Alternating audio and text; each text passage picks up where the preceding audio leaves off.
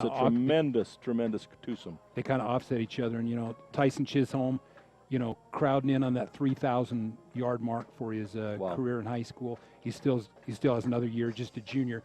But another runner in there that's coming on right now. They lost Branson Palmer to an injury, but Tucker Gaylor's been running the ball really hard. Tucker Gaylor's the other one, yeah.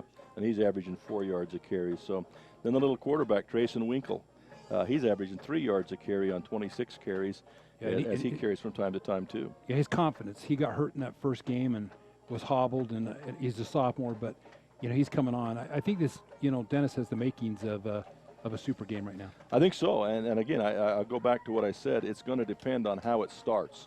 Both teams, a little bit kind of wary of this situation, not having had success lately, and if you see one team take off, it could be a very lopsided game.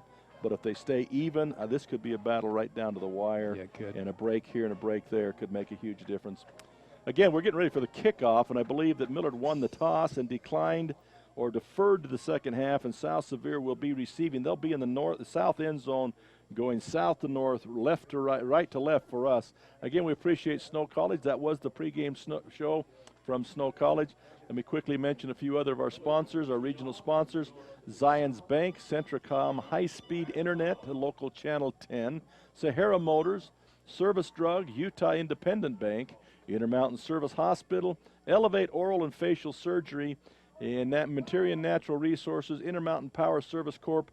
And as we get ready now for the kickoff, All Around Dental Care, National Vinyl Products, Mountain Utah Family Medicine, Farm Bureau Insurance of Delta and Fillmore, and then Swizzle Soda Shop, and you got to be careful not to say that one too fast, and Styler Daniels Law Firm in Delta. We are now ready for the Delta City opening kickoff. Please explore western Millard County's ATV trails, rock hounding, trilobite sites, 18-hole golf course, and water sports, hunting and fishing. Delta City. Kicking for the Millard Eagles, Wyatt Alcala in number 44, and back deep to receive for South Sevier. Got Carter Anderson on this side over here. I'm trying to pick up the guy on the right. They've had Branson Palmer a little bit, but we'll pick up his number. South Sevier in their white road jerseys, and Wyatt Alcala will approach the ball and gives the low line drive. It's going to be Anderson. Fumbles a little bit, stops to have to pick it up. Going off the right side, now veer back to the middle. He's got a blocker in a hole. Woo, caught just as he starts to break open there by number 2 of the Millard Eagles, Caleb Kelly. Kind of saved one. He was breaking free right there. And how many times do you see that, Dennis, where a kid muffs it, and what does it do? It throws up the tempo of the gunners, It throws off the coverage team, you're right. And then something crazy happens because a lot of them will run right past it. They run right by it, just over-aggressive, but nice tackle by Kelly there to stop a big game. So South Sevier will have it 1st and 10 at the 35-yard line in their own territory, and they will come to the line of scrimmage in a trips right now. That's not their normal set, tied into the left side, single setback, and now they'll put in motion Chisholm, and he'll come back down. He'll block 34 carrying the ball. He'll get nothing right there. Number 34 for South Sevier. Tucker Gaylor. Tucker Gaylor, and I saw that they put Chisholm out there at a wing, and then they put him in short motion. Sometimes he'll come across, take the handoff. Sometimes he turns up. That time he turns up the C gap and blocks. Well, pickup of 1. He draws a crowd, and South Sevier to be effective is going to have to get yards on the ground from Gaylor and Carter Anderson and company. This time they come up in their more traditional side, which is a fullback behind the center and the wing off the one side. The quarterback slips as he goes to fake a throw, and he's hit. It's a fumble. And the ball comes loose. He's hit by Lund out there, the big feller. And really, he slipped on the turf, was setting up to throw. He pulled the ball back in, got hit at the same time the ball hits the turf. Yeah, no question it was a fumble. And, I think he was looking for Yates Taylor out here, a wide out on the left side, and his foot slipped. We watch it on replay right now as he rolls out, and a lot of it was Millard pressure right there. Yeah, Lund come through almost untouched. I don't know who was assigned to him, but you can't leave him open. But the first big break of the game gives Millard the ball, 1st and 10 inside the 30 at the 28-yard line. They'll fake the handoff. Marshall with it outside. He's outside. He's dangerous out there. Down the sideline to the 20, 15, 5. Touchdown, Sheriff on the first play from scrimmage. Slade Sheriff, and I keep trying to call him Marshall, but Slade Sheriff with a big play, 28 yards, Touchdown, Millard. And that block on the edge, it looked to me that was Jackson Wardle. Is that Jackson on that block down there? Number 20. Yeah, and he stayed with it. He makes a great block out there on Cooper Hesse out on the outside. And, boy, you know, what's that old adage? If you get a turnover and a team's down, punish them early, and Millard capitalized. Stick the knife in. And that is a different dimension that Slade Sheriff brings. And Brooks Myers is a fine young quarterback, but Slade Sheriff a little bit better runner right now. And he sees an opening like that. Look out, because he's so quick and so elusive. Wyatt Alcala is in for the kick. The snap, the place is down. Almost blocked. In fact, 15-yard penalty. Yes, in fact, the defender for South Sevier trying to block it actually hit the kicker.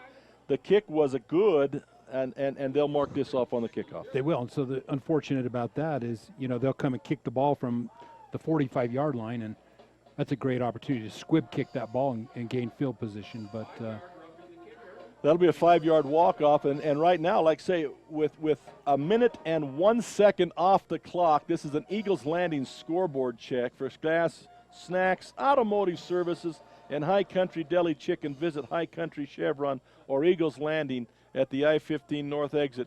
1 minute and 1 second off the clock. One play by Millard. It's 7-0 for the Millard Eagles. Ended up being just a 5-yard roughing the kicker. He put his hands in the air and tried to lay off, but sure. And, you know, he was going for the block. There's no question about that. But what an unfortunate break for South Sevier. We talked about, you know, that breaks could determine whether this is a tight game or a lopsided win for one team or the other. Now South Sevier's got a whole game. There's no question. Yep. But they've got to get out of that one in a hurry. That one hurts. Yeah, that kind of leaves a taste in your mouth, you know. And Wyatt Alcala will be kicking again from the 45 this time, and he pooch kicks it just over the front line and wisely fielded by number 66 for South Sevier. Well, and Zachary Roberts did a great job that time because he played that like a center fielder. Yeah. We watch on replay. He saw it coming all the way. He read it. Good athlete, just went back and fielded that ball. They were trying to drop that into the hole in the middle of the kickoff play for South Sevier. There's a hole right in the middle. They tried to drop that in and run to it. And a lot of times the lineman will just look to block. They'll let that ball go, but he wisely turned, went back, and fielded that, or that was a free ball, and Millard was right there. Yeah, it was a good play by Roberts there. South Sevier up under center now is Winkle. He takes the ball, quick pitch outside to Chisholm, trying to go outside the right-hand side. He's got some room out there, and boy, he runs hard. He's going to get across the 35. Looks like across the 40, maybe the 41-yard line. Now they're going to mark him back at the 39-yard line. Nice pickup. Close to 5, and we watch him. He gets a pretty good lead block by Tucker Gaylord out there. And he does. And Gaylord, you know, doesn't knock the guy down, but he pushes him so far out and off to the side that he's able to get outside for 5. And they'll live with 5. Absolutely, this running attack, they'll live with 5 and wear you down. They're okay with that. They're used to it. Come up in the same formation now. Winkle again under center. This time they'll put Gaylord in motion. They'll hand off back across on the reverse to number 11, goes back underneath. Fumble. Are they going to say he's down, or are they giving the ball over? No, the fumble got picked up by South Sevier's Mason Scalgard. I'll carry it on the play, Carter Anderson, number 11. And again, he come off the wing position back underneath of the play and was able to make nice yardage out there. And you just can't let him get going. He's a good runner. Yeah, he's a good athlete. They run that what they call a counter crisscross, where the flow goes left and they, you know, a little counter to the right. But Scalgard kind of saved that.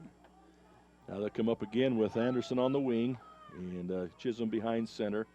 Coming this way, they'll give to Chisholm up the middle. He's hit early in the middle, and the ball's loose again. They're going to say, though, that progress was stopped. They're going to kill the play. Good break. They've handled the ball 4 times and fumbled 3 times. They've gotten 2 of them back, but they can't keep this up. Well, it's interesting because Millard, some of the down linemen are up in an upright position. You see that? Well, and they're getting great penetration with it. Well, they're trying to confuse the offensive blocking scheme, so they'll have 4 down, or they'll have 2 down and 6 up, and you never know who's coming in what gap, and they're doing that to confuse things. But that time, I think it was again Lund come through early and made the contact early. Quick pitch outside the end blitz, so there's nobody out there. Nice run, guy Gaylor. He's going to the outside, down inside the 30 to the 25-yard line. Finally knocked down by Robinson. And that was set up because the end of the outside linebacker blitzed. He came got hard inside, and they pitched it outside of him. I almost thought he was offsides, and it left a gap there. And he got an inside block that time, you know, by number 25 for South Sevier and kind of sprung him loose.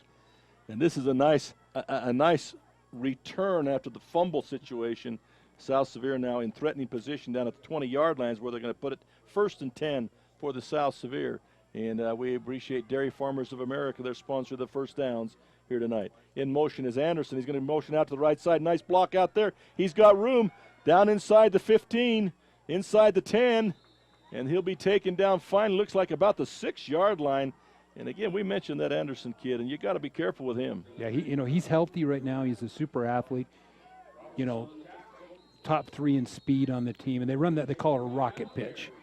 Number 57 is a nice block there by number Mills. 57 as he took the defensive end right down the field. They got a nice kick-out block, a beautiful play there. And so Millard is called timeout, and it's a Fish Lake Lumber timeout, and we'll go back to the studio for 30 seconds. Smithfield Hog Production Division offers excellent career opportunities right here in our area. The Smithfield team offers great jobs with growth potential in all phases of animal production, starting at $10 per hour or more based on experience, leadership, and education. Smithfield's benefits include medical, dental, vision, 401k, life insurance, pension, education reimbursement, pay time off, and more. Visit smithfieldfoods.com/careers or call 435-387-6000. That's 387-6000. Smithfield, good food responsibly. Welcome back to Millard, Utah. Again, Dennis Aldridge and Curtis Morris bringing the game. South Sevier with a tremendous drive right now as they are down to the 5-yard line. 1st and goal from the 5, it looks like. And great running by Chisholm, Gaylor, and also by Anderson. And they push the ball down the length of the field and are threatening here. In motion is Anderson. Handoff inside to the big guy. And that's Chisholm, and he's in for the touchdown. 5-yard run, bruising run inside, touchdown, Chisholm. I take a look at that one right here. They come. He gets a block from Gaylor. And, South Sevier doing what I wasn't sure whether they could or not, but they're taking that front 4 of Millard that has been the heart of the Millard team, and they're driving them right off the ball as that showed right there. They just drove them straight backwards. Yeah, credit the Rams. They get down 7-0 off the fumble, and they answer back. Oh, yeah. This could be a game here, Dennis. And that's what we said, yeah. And then to kick the kick now, but more often than not, they fake that in the games I've watched. But this time they will kick it. Number 10 kicking for them, Brad Taylor. And that's a beautiful kick, and that one's good. So, right back at you. 7-7 now is the score. And the Millard County Credit Union end zone check.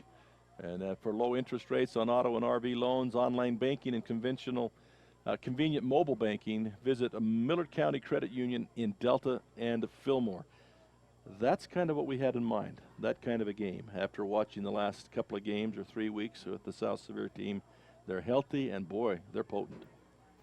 Healthy and kind of playing, I think, the way they kind of figured this season would go. But it's the right time to be healthy, and it's the right time to be peaking right now. Well, and under Coach Zabriskie, I think this is his 8th year.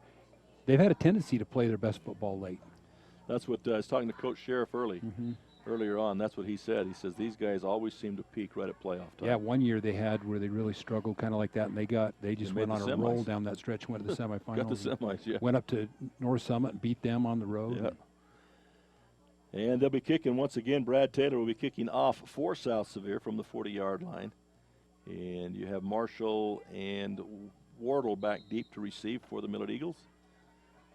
The kick is a squib along the ground, bounces once or twice. High bounce picked up there, I think, by Kelly, and he's going to be hit almost immediately and will go down, but they will have the field position at the 33-yard line, 1st and 10 for the Millard Eagles at the 33. Well, it was a good athletic pickup for him, too, because that ball gets past him and it's down to the 10. And sometimes you don't need a big return. You just need to fill that ball. Well, yeah. No turnovers, no breaks for the team. Millard will have to go a little bit farther this time than 21 yards. They will come to the line of scrimmage. Slade Sheriff is under center. Slots either way. Fake the handoff inside. Trying to get to the outside. Once again, he'll turn the corner and get across the 40. And he's got Wardle there if he wants to pitch it, but he wanted to pack that ball. He does get it across the 40-yard line. It'll be a pickup of about 8 on the play. Well, Matt Nebeker and Zach Roberts finally knock him out, but you can see the quickness of this kid. And you know what? Once you start to have to zero in on that option with him, then he is going to pitch that ball, and great chance for a big game. That's my goodness, it's 9.5 from this angle. But that's the different scenario that you have with that quarterback change. Now they'll put in shotgun position. Sheriff fake that handoff inside. He tries to kind of throw the ball. I think they're going to rule that a fumble. Yeah, I didn't see a receiver over there. It was maybe going to try an option. Decided finally to maybe try and throw the ball. It'll decide whether this is considered an incomplete pass or a fumble. It was recovered by Millard, but the question will be third and 1 or 3rd and 6. We're going to watch the official. He's talking right now. They're even going to come up and rule this incomplete pass, which makes a big difference because instead of 3rd and a foot, they're ruling it a fumble, aren't they? Well, we haven't seen the indication. Well, they're yet. bringing it 5 yards back, so I don't. Incomplete pass, so it will be 3rd down. 3rd down and less than 1. And that's a huge break for Millard. Well, but and not a wise play by Sheriff. You want the officials to get together and talk about that, and they did it. And now probably a running play for Millard. Well, you would think so at 3rd and less than a yard. They are in shotgun. Slade Sheriff now is going to move up underneath center. He's got Burriston behind him. Takes the snap. Back to pass is Sheriff. He's going to scramble back to the inside. Got a receiver out. Looking. Nothing. And then finally goes down, but does not get the first down. In fact, it's going to be a small loss on the play. Tyson Chisholm kind of ran him down there.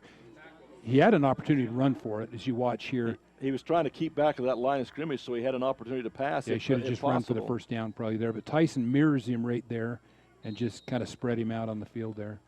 And the only reason you look to throw that ball there is because you know you're going for it on 4th. And you see the athleticism of Tyson and Dennis. You've seen a lot of kids there. That's probably why he'll play at the next level on the defensive end. That's my opinion. Yeah. So now they'll come up with the 4th down and 1 now after the short loss. They'll go to the I formation. Caleb Kelly in the fullback spot under center.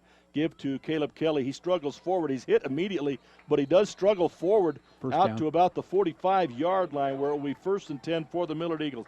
And that's why you look to throw on 3rd down. Yeah, that's a coach speaking here with Coach Dennis. But I'll tell you, it's a pretty gutsy call to go for that, wasn't it? Well, when you're on your own territory, the way South Sevier moved the ball last time. Yeah, but I know why they did it. It's still a gutsy call. You don't want to give them back on the 45. Now they'll go with the crisscross action. Kelly off the left-hand side. That's where he's dangerous. Back across midfield, down to the 45, down to the 40, and driven out of bounds at the 40, and that's where he's so dangerous, is on that crisscross, and then he gets to that outside. They make the corner. I think he picked up 13 there. Caleb Kelly with a big gain moves the ball to the 40. They're backing up to the 40 now. It's the 40 of South Sevier now. That looked kind of similar to the drive. Kind of similar to the run Carter Anderson run for South Sevier. A lot of same dynamics there. They still have Burriston behind Sheriff in the shotgun, double slots. And snap comes back. Crisscross this time to Wardle as he tries to get to the outside. He does get the corner down the sidelines, 30, 35, inside the 30, down to the 25, then shoved out of bounds by, looks like number 4 in on that tackle. That's Yates Taylor. Big chunks of yardage here. And there's not been a pass yet, has there? They tried a couple times. They've looked to pass, but they're gaining big yardage on every down. Well, he just got out there in the flats and just outrun Zach Roberts to the edge. It'll be a 1st and 10 now for the Millard Eagles at the 25-yard line. Back to pass is Sheriff looking to throw. Looking, he scrambles out to the right-hand side. Fakes it. Now he's on the run. He'll go out of bounds about the 20-yard line. And it'll be a 5-yard pickup on 1st down. I'll tell you, when you got a running quarterback who can throw the ball a little bit and run the ball, it's just a defensive coordinator's nightmare, isn't it? Well, it certainly adds something to it that you can't just cover pass. You got to worry about that more than you got to worry about the passing game. And your defensive linemen got to make sure they take care, and someone needs to spy on that quarterback, which takes somebody out of pass coverage. Same formation for Millard. Back to pass once again is Sheriff. This time he'll let it go out in the flat. He's got Marshall there. Beautiful pass on a little bit of a comeback pass. And he'll go down to one knee and catches it down inside the 10-yard line. Beautiful pass and catch. Yeah, he just threw a knife. He just kind of came in that little zone, made a little curl right there. And Kelly thought it was to him. He was the up receiver. I thought it was to him, too. He thought it was too big for him and was kind of discouraged. Turned around and looked, and there it was, right in the breadbasket. If it was for him, Marshall. Sheriff will never admit it now, will he? This time they'll come up in the I formation with Jackson Wardle at the fullback spot. Sheriff under center. Hand to the second back through. That's Burriston. Burriston's into the end zone. Touchdown, Millard. What a drive. Well, 2 drives. You know, Millard scored on both possessions, and that one, you know, they had to earn that one. This is this going to be a game the first team to play defense wins? It's not that they're not playing defense, but these are tremendous drives and good job of running and blocking and doing a good job out there, both teams. Wow. Well, you know, after an early score from Millard, South Sevier answers, and Millard comes right back and puts 7 on the board. That's again another kick by Alcala is up and good, and once again another Eagles landing scoreboard check with 5:27 in the first quarter left, and it's already 14-7, 3 touchdowns already in this game. Let's go back to studio for a quick timeout. Attention homeowners, local grant money is now available on a limited basis to make your home energy efficient with solar. True Energy Pros is a local company that's dedicated to helping their neighbors save money and possibly eliminate their power usage bill. Good credit is helpful, but options are available if yours is less than perfect. Time is running out, so take advantage of grants available along with an average of $9,000 in tax credits. True Energy Pros offers a free consultation and free installation. And right now, qualified applicants will get a $10 gift card to Carl's Jr. Call Clark at 896-3003. That's 896-3003. Welcome back once again to Fillmore, Utah. Starting to get a little bit darker now. They've already got the lights on, but a beautiful evening for football. With some of the cold weather we had, I thought it might be a little bit brisk tonight, but right now it's beautiful, beautiful time for football. As we told you before the break, 14-7 for the Millard Eagles. There's been 2 possessions by Millard and 2 by South Sevier, and 3 touchdowns already. Alcala will kick it deep this time. Nice booming kick, clear back to the 5-yard line. And brought back up the middle, got out of lane to the outside. Penalty flag down. Finally, the ball carrier finally drugged down at the 45. South Sevier doing a great job in the middle blocking there, springing them loose. But you'll probably have a block in the back here. Yeah, that's going to be Peyton Wood back there. They got him as 25 tonight, don't they? Peyton would normally be 21. Yeah, he's normally 21, but he's 25 tonight. And I could tell with his shoes. Your shoes, huh? His shoes. Okay. And that was a beautiful return, and really South Sevier doing a great job right up the middle. And again, another tackle from behind is all that saved that from being a touchdown. So of course, the hold will move it back anyway. About to the 21-yard line, I would think, wouldn't you? Yeah. And that'll put it back, I think, just at the, they're going to say the 21. Those are the ball on the 21. So South Sevier will have to go the length of the field on this one now. And once again, they will. Okay. They called a personal foul now. I don't know. Personal foul, is that also? So they're going to move it another 5 is what they're going to do. Wow.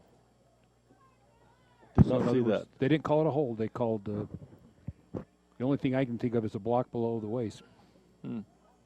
So they will move it back another 5. I don't think it was 2 separate penalties, just misaddressed on the first one. So. Well, you couldn't have 2 separate because they were both live ball penalties, but. So they'll move it back inside the 20 now, back to the 16-yard line where it will be 1st and 10 for South Sevier. Again, Chisholm and also Gaylor, in the backfield with Anderson in motion now across the formation. Give to Gaylor off the right-hand side behind a block of Chisholm. This time, that play has been doing well for him. This time, though, stuffed by the Millard defense. Yeah, and Tucker got bottled up, and that left side just did a good job for Millard filling each gap there and having good gap assignment there. Yep. And we'll see what happens on 2nd down. That'll be 2nd down and 10 as there is no gain on the play. 2nd down and 10 for the South Sevier Rams here on this beautiful evening. Once again, they'll line up. This time Anderson to the left-hand side at the angle. He'll go in motion back across. Pitch back to Anderson going off that right side. Inside, then back outside, then back inside. Finally hit and taken down, but not until a gain again of about 5 yards on the play. Boy, he moves well and very athletic out there on the outside. Kind of brings it to a little more manageable 3rd and 5. And you see on the replay, bouncing inside, outside, good blocking, and he follows his blockers extremely well.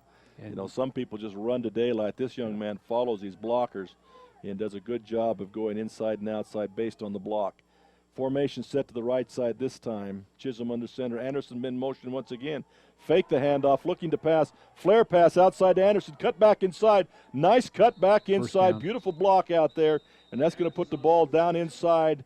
And I think we're going to see a face mask there as well at the end of that. On the end of that, Anderson on the play. He'll come down at the 27-yard line. That will be enough for a 1st and 10 We'll see what the flag is. Well, they run that little swing pass out in the flats. It looked like he wanted to look downfield, makes that little almost wheel route out of the backfield. And well, that's how you put the pressure on that corner and outside linebacker out there. They got to make a decision. They can't dilly-dally around. You can't. You got to think, do I have run support here or got pass support? And it's a tough play. And they are going to mark it off against the Millard Eagles. It's the inadvertent kind. It's a 5-yard walk-off. That'll put the ball out about the 32-yard line. It'll be 1st and 10 now for the South Sevier Rams. And again, first downs, Dairy Farmers of America doing the pleasure there. This time they'll put Anderson in motion, but unfortunately a lineman goes in motion with him. So that'll be a 5-yard penalty against South Sevier.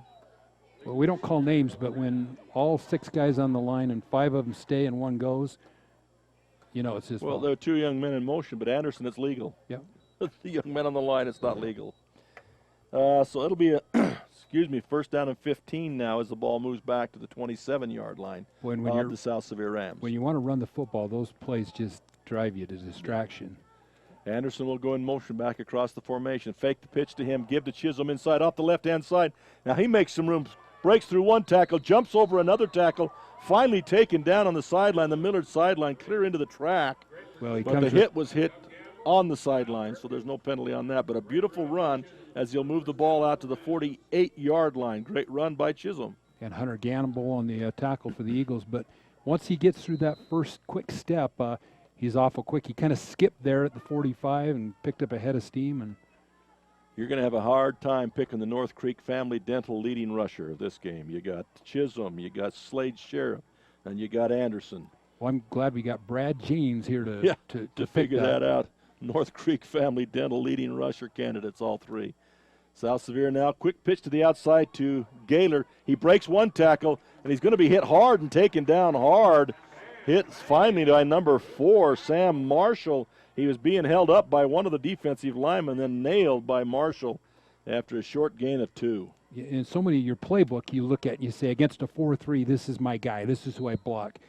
Against a 5-3, this is my keys. And Millard doing a good job kind of confusing those kids right now and, moving their kids around on that defensive line. And the other young man in on that tackle, number 54, and that is Kalen Whitaker, who had hold of him, but he's trying to spin away. And then Sam Marshall has been injured most of the year. He's good to see him back. Big 3rd down here for the Rams. Winkle under center. This time they'll put Gaylor in motion. Back to pass the quarterback across the outside, and he's going to be complete, but the receiver slips and falls down as he tries to put a move on. Unfortunate for him because he had room to run. Number 45, Jet High. Yeah, Jet High did a good job. If he'd have got the 1st down easily, but first you got to catch the ball and then run. He did a good job catching it, but it leads to a 4th and about 2. And we can't say the field is too wet because I'm not sure how much moisture they put on it, but it might be a little bit too firm and too slick because it's too hard in this scenario because they seem to keep slipping down. South Sevier will apparently go for it on 4th and 2 just inside Millard territory. Back to pass. Interesting, you don't give to Chisholm. Instead, you try to run the ball here. This is an interesting call, folks. When you got a running back like Chisholm and you roll back out there to throw the ball on a 4th and short, I wonder about that. Well, I think it was a run all the way. I'm trying to see these linemen here on their read. Let's watch if they get downfield. No, they're back and pass. No, he's going to throw. He's going to throw. And everybody's covered up. Then he tries to scramble, and he's nailed. Yeah, he's got receivers open, but he had no time for it. Just an interesting call. I think I'd have got the 1st down. In motion now is Jackson Wardle. He'll get the ball. Flag down, however. He gets a nice gain of about 8 yards, but it's coming back. In the middle there usually is a hold. Chisholm's over there saying he got held. We'll see if the official agrees with him here. They are considering it now that the flag is right at the line of scrimmage, the 49 or the 51, however you want to call that. That's up to you. But it'll be Millard is walking backwards. I think this will be a penalty against them. Again, we appreciate everybody who has anything to do with this game. There's 1:16 left, a 14-7 score for the Millard Eagles. And you know that first 3 or 4 possessions were beautiful and error-free, except again the fumble by South Sevier, but some beautiful. Now the latest 2. Now we're starting to have a lot of problems and penalties and things like that. The last couple of drives for both. That kind of looked like a Texas Tech Washington State game, where you're going to get up and down the field and. They're going to call a chop block on the Millard Eagles. And it'll move the ball back inside their 40 down to the 34-yard line. First and about 25 now for the Millard Eagles. They'll stay in their spread formation with Sheriff and shotgun. They'll be back to pass. He's got time. Ball is knocked straight up in the air and falls down. Luckily, none of the South Sevier young men, luckily for the Millard Eagles, the South Sevier did not see that. It was right above their heads. Kind of spiked in the air. And nobody knew it was up there. Nobody on either side knew where that ball was, but it was in the air for, a couple of seconds. The ball was blocked. They haven't got a number on him, but a nice play. I think it was. I think it was Anderson. Almost looked like a number 11 out there. It was a good block that time by the Rams and bring up a second and long. Now they'll go under center. Option to the left-hand side. Pitch outside to Wardle. It goes off his hand. Excuse me, that's Caleb Kelly, and Millard is going the wrong direction here as they're going to lose almost another 10 on that play. They ran that option like you mentioned, and eventually they take the quarterback out of it. You have to pitch it. But went off Caleb Kelly's hand, and they lose another 10 yards. They've got to go from their own 25-yard line to the South Sevier 41-yard line. You can do the math 34 there. yards. All I know is it's a long ways to go on third down. It's about fourth and tomato. They've got trips to the right-hand side now. Sheriff back to pass. He's going to throw a little bubble screen out there to Wardle. Wardle's got some running room. Nice play to cut that off by Anderson as he streaks out from the inside linebacking position. It looked like Wardle had a long way to go with a blocker to help, and Anderson comes out and stops that play. And I like the call there. That's a really good, safe pass right there. But Anderson did a good job coming off that. Number 8 also in on the tackle, Matthew Nebeker. Into punt for the Millard Eagles will be Wyatt Alcala. Sophomore. Snap is back. Strips. And gets it off. Waits until the pressure gets there and kicks it through their arms. Nice roll by Millard. It'll go down to the 15-yard line. And they got that little – the colleges have started, now the high school's doing it, where you kind of run to the side and let the pressure get to you. But what it also does is it allows your coverage team to get so far downfield, there's no chance for a return. Absolutely. And I thought South Sevier had a chance to block that kick. He sat there with a lot of right pressure. Through their arms. I do. I think it went under one kid and over the other. But the difference there is because they couldn't catch that ball, it was another 15 yards back. And that's the end of the first quarter. And let's go to the studio for a quick timeout. We offer quick service on your loan request. We make our loan decisions right here at the bank. You don't have to wait for an answer from some out-of-town loan committee. It's one of the advantages of banking with hometown people. You're independent, so are we. Utah Independent Bank, member FDIC. Hometown people, hometown spirit. Hometown people, hometown spirit. Welcome back once again as we get ready to start the second quarter here. Again, we appreciate our sponsors and also the technical team that's helping us tonight. And still looking for our players of the game. We've talked about a couple. Offensively, you got some Mike's Foodtown Offensive Player of the Game candidates and young men who are running the ball very well. South Sevier has it now. They'll give off to Chisholm. He'll back to the left side. Breaks through the initial line of scrimmage. He'll finally be taken down by Robinson, but not before a pickup of about 9 yards on the play, it looks like to me. And the one thing when you got a big back like that pounding at you, boy, in the fourth quarter, that can just kind of wear you down. And the thing that's going to have to happen, though, is you can't let that back keep getting free onto the defensive backs.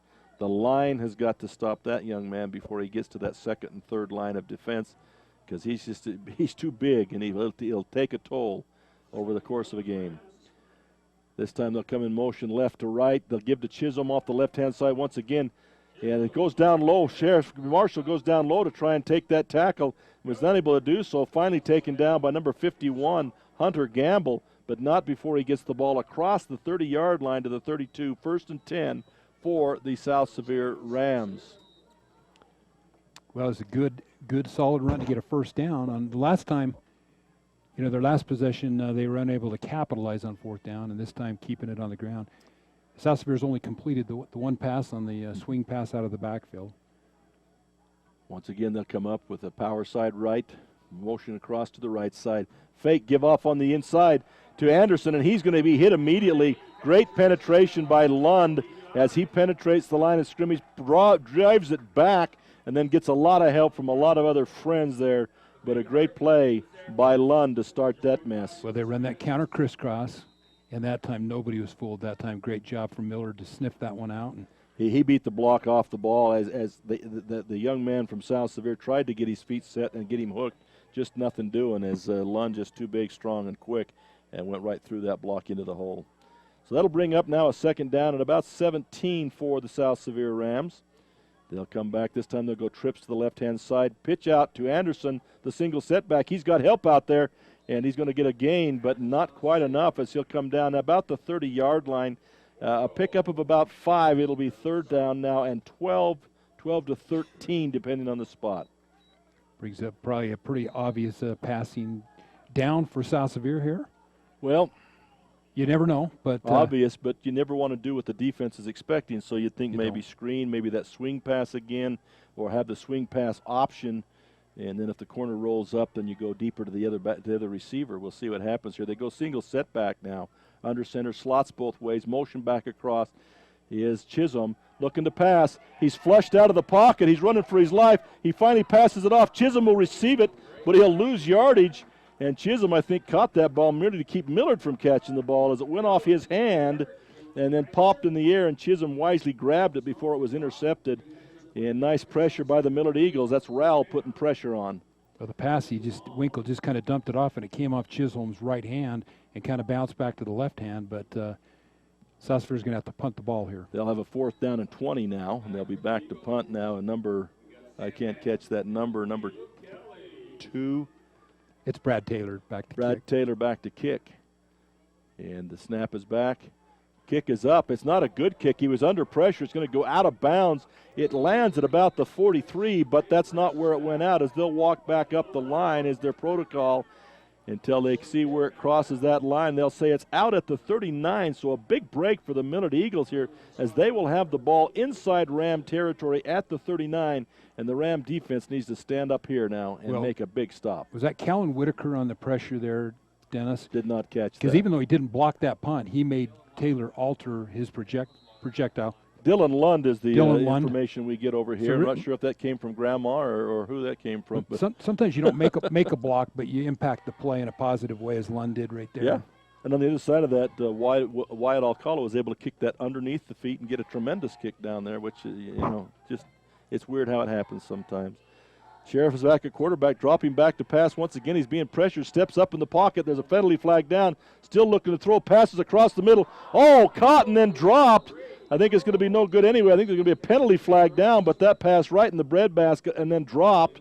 Incomplete.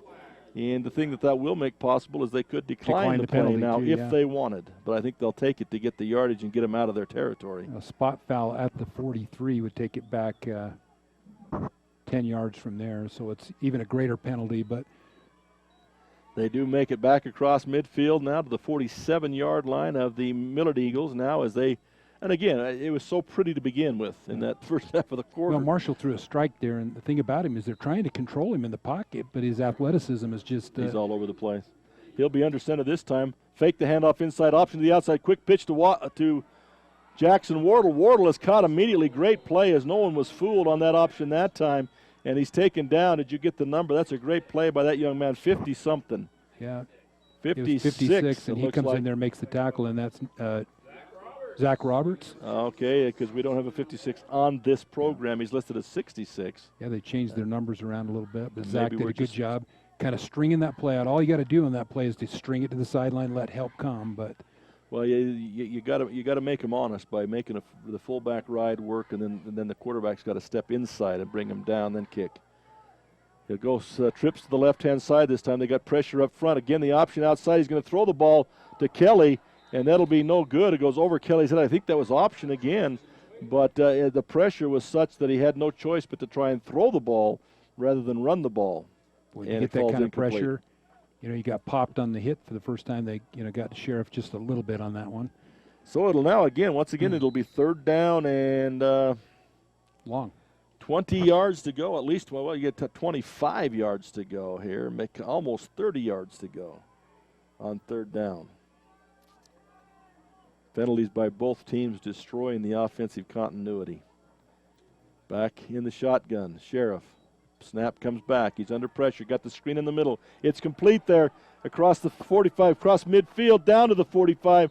So a nice little play on third down to pick up about 15 yards, but it's going to be 15 yards too short for the first. It'll be fourth down and 15 to go. Well, how do you pin a team that pins their ears back and comes after you? Come with that middle screen right over the middle, well read. Couple of good blocks, and why we say you don't ever want to do what the defense expects you to do, even if you are in an obvious passing situation. That's where BYU's little draw play used to be so effective when they always thought they were going to throw it. They did, and Millard's going to go for it here on 4th and 15. It's a great place to go for it. They're not going to go for this, but they sent kick it. No, you're right. They're going to kick it. They sent Anderson off the field. The officials sent Anderson off the field. He must have some blood showing. Yeah, that's the only thing. As they sent him off the field, and South Sevier had to bring another player back on. Yeah, Brody Carter's going to come back on for the Rams. And how many Akala kids have you had kick over here? Not enough. We could always use a few more. Yeah, tough kids. Paul Kala in to kick. This time it's a low end over end. It hits about the 30-25, rolls forward, and not quite as good a roll, but still very effective as the ball will be downed inside the 20 at the 18-yard line, 1st and 10 for the South Sevier Rams. And again, we appreciate Dairy Farmers of America and their support as they sponsor the first downs and again, get the best and freshest cheese products. If you've never stopped at the DFA, the Dairy Farmers of America little shop there in Beaver, and picked up some fresh cheese, especially the curd and the salsa stuff, that's a good place to go. And they're doing a great job down there, so stop in and say hi to them and get you some nice cheese. They have other snacks and things there too, and even some ice cream if you'd like it. That's a nice, when you're riding the freeway, nice place to stop there in Beaver, Utah. I've been there many times. I won't tell you that. They're going to hand off to Chisholm up the middle, and Chisholm kind of stumbles a little bit. Then he's hit and knocked off the wheels by number 58 for the Millard Eagles, and that's Kyle Perkins, a senior, and knocks him down. He will be given about 4 yards on the play, but he kind of stumbled as he got the ball, it seemed. So it'll be second down now. 6 minutes and 40 seconds left in this second quarter now in the half. Again, 14-7, like we've mentioned several times. It was beautiful. The first 4 possessions of the game were beautiful, but since then, inconsistent play, penalties, turnovers, they've begun to mar this game, as both teams have had problems with this kind of a thing during the year. And neither team has scored during the second period. It's killing drives. Quick pitch outside to Chisholm. He's trying to get outside. They got a bit of a block out there, but unable to beat the block and drive him out of bounds. I believe that was Teeples out there on that outside doing a nice job of keeping that from getting very much. He will get to the 30-25. Maybe a gain of a long 2. Mm-hmm. Brings up a big third down now, because I don't think they'll go for it on 4th down here in this stage of the game, but it's a 3rd down and 4 now. Well, you talk about knowing what Millard's expecting. They're expecting run right now. Do you throw the football here, Dennis? I think you still got to pound with those big backs. I just like what they're doing up there. And at 3 yards, that's nothing for these guys, you know. And until Millard proves that they can stop that on a consistent basis, I think you got to keep coming right at them. Quick pitch outside to Anderson, and he's off that left-hand side. And sure enough, one block, and he's into the secondary, able to get across the 30-yard line up to the 33. And beautiful job by Anderson. All he needs is a bit of a block, and he can make the rest happen on his own. Yeah, he's just a very athletic kid. He has that ball. He kind of stumbled there about 2 yards before the line to gain, but able to just put his shoulder down and get the first. And that will be a 1st and 10 by the South Sevier Rams at the 31-yard line now. 5:40 in the game, in the first half, excuse me, not the game. Let's not panic yet. They stay pretty tight with that same formation. No motion this time. Give to the second back through, really, and that's Chisholm. Even though he's playing the fullback, they lead block with Gaylor, and then he follows up in behind and pick up of 3 or 4 yards. And again, with this kind of offense, that's good enough. Just keep it going. Kind of run that power game with a lead blocker there. And sure. You see more and more teams. You see the wing tee, you see the spread, you see the fly offense, and don't you see a lot more teams integrating all of those things in some form of their offense? They'll come up this time. This time they'll put Anderson in motion. They'll give the other way to Gaylor, trying to get the outside, being led there by the big black in front. Beats one tackle, beats another tackle, finally hit from behind, and he'll be drugged down, but he'll have the 1st and 10. Nice run by Gaylor there behind Chisholm. A nice block on the outside by Chisholm, and Gaylor will have it across the 45 up to the 48-yard line. 1st and 10 by Hunter Gamble comes hard on that tackle and hit him right in the back. He's kind of fortunate for good ball security to keep that ball in because he took a pretty good shot there by Gamble. Gamble will hit you. You're never going to get an easy tackle from Gamble. So it'll be 48-yard line, 1st and 10, another Dairy Farmers of America first down. And South Sevier on the nice drive going now. You know, and this is the thing, if they can keep it clean, good things happen. In motion now across the formation, give to Chisholm inside. He bounces back to the outside right-hand side and jumps over 2 tackles, hurdles him. Finally, he's going to be knocked out of bounds, but that play was designed to go left. It was bottled up, so he bounces back to the left, jumped over 2 players, finally knocked out of bounds at the 38-yard line. And he picks up 13 hard-fought yards. Nice drive by South Sevier as they're all the way up to the 38-yard line now. Plenty of time. You know, you asked me on 3rd down, do I want to run or throw? You know, I come from the old days of running the ball, you know. How many times do you throw the ball? Twice a year? Yeah. You know, and that's the thing with this offense. Until Millard can show they can stop that run effectively and consistently, you keep pounding it right down in there. Quick pitch to Anderson on the outside, gets a block, bats back to the inside. Not going to be quite as much, as he's only going to pick up about a yard here. But again, you gotta make him do it time after time after time. Well, and juggling the possessions between Anderson and Gaylor and Tyson kind of makes it harder to key on one, you know, on Tyson. And Carter's just a really, really good all-around athlete. Just, you know, he's got quickness, he's got speed, and he's got toughness. Is probably the best attribute he has. Well, that's the thing. You know, he looks like he's bottled up, but both him and Chisholm are able to, when they see it bottled up, step back inside. They're athletic enough to get back inside. This time they'll bring Chisholm back in motion, but they'll give to Anderson first back through. Nice job by the interior part of the line for the Millard Eagles, as they're going to stop Anderson now with another short gain. They'll move it down to the 35-yard line. It'll be 3rd down now and 7 here, as that has been 2 downs now that they have raised up and stopped them after short gains. And that was a really good tackle by Kyle Perkins for the Eagles that time. Now, if you were to ask me, I'm thinking you might have to maybe look at some kind of.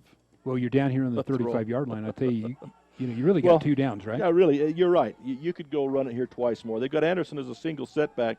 Chisholm again will go in short motion. This time fake to Anderson. Chisholm on the outside.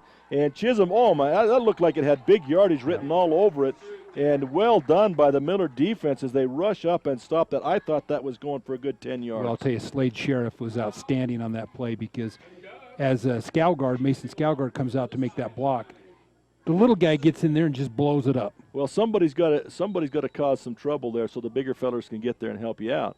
They're going to mark this down at about the 39, so it's a 4th down now and 6, and a decision time for South Sevier, and they're going to go for it here because Millard hasn't scared them offensively the last couple of series either.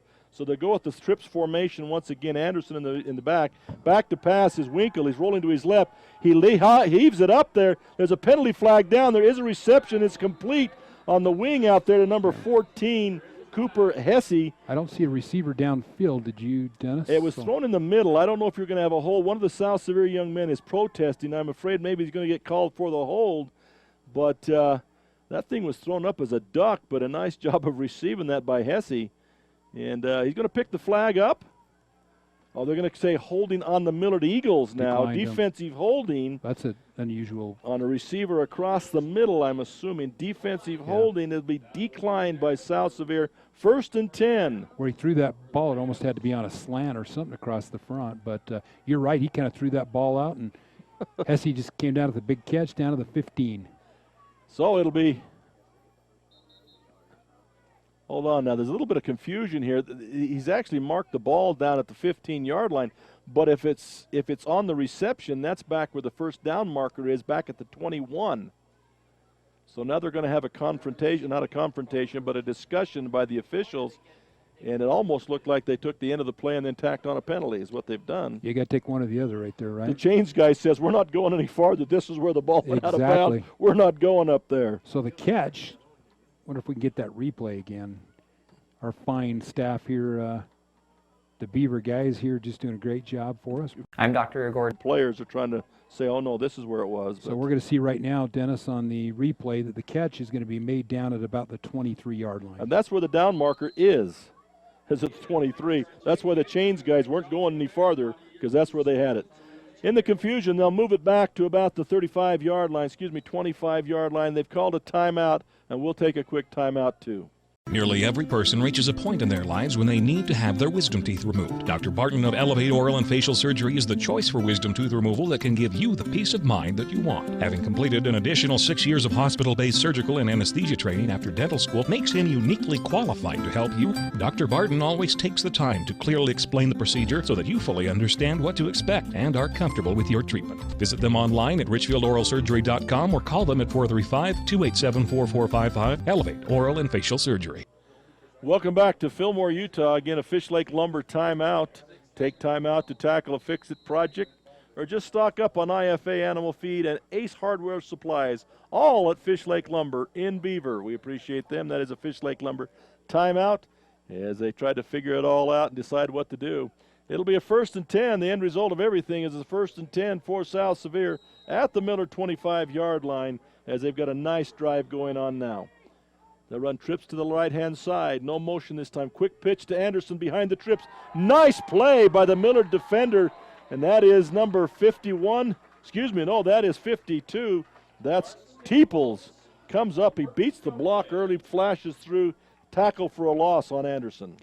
That's just a tackling drill right there. That was just a textbook perfect tackle. And didn't waste time hand fighting with the offensive blocker. He read it quick. He shucked the block and made the tackle in the backfield. And it was a textbook tackle down low.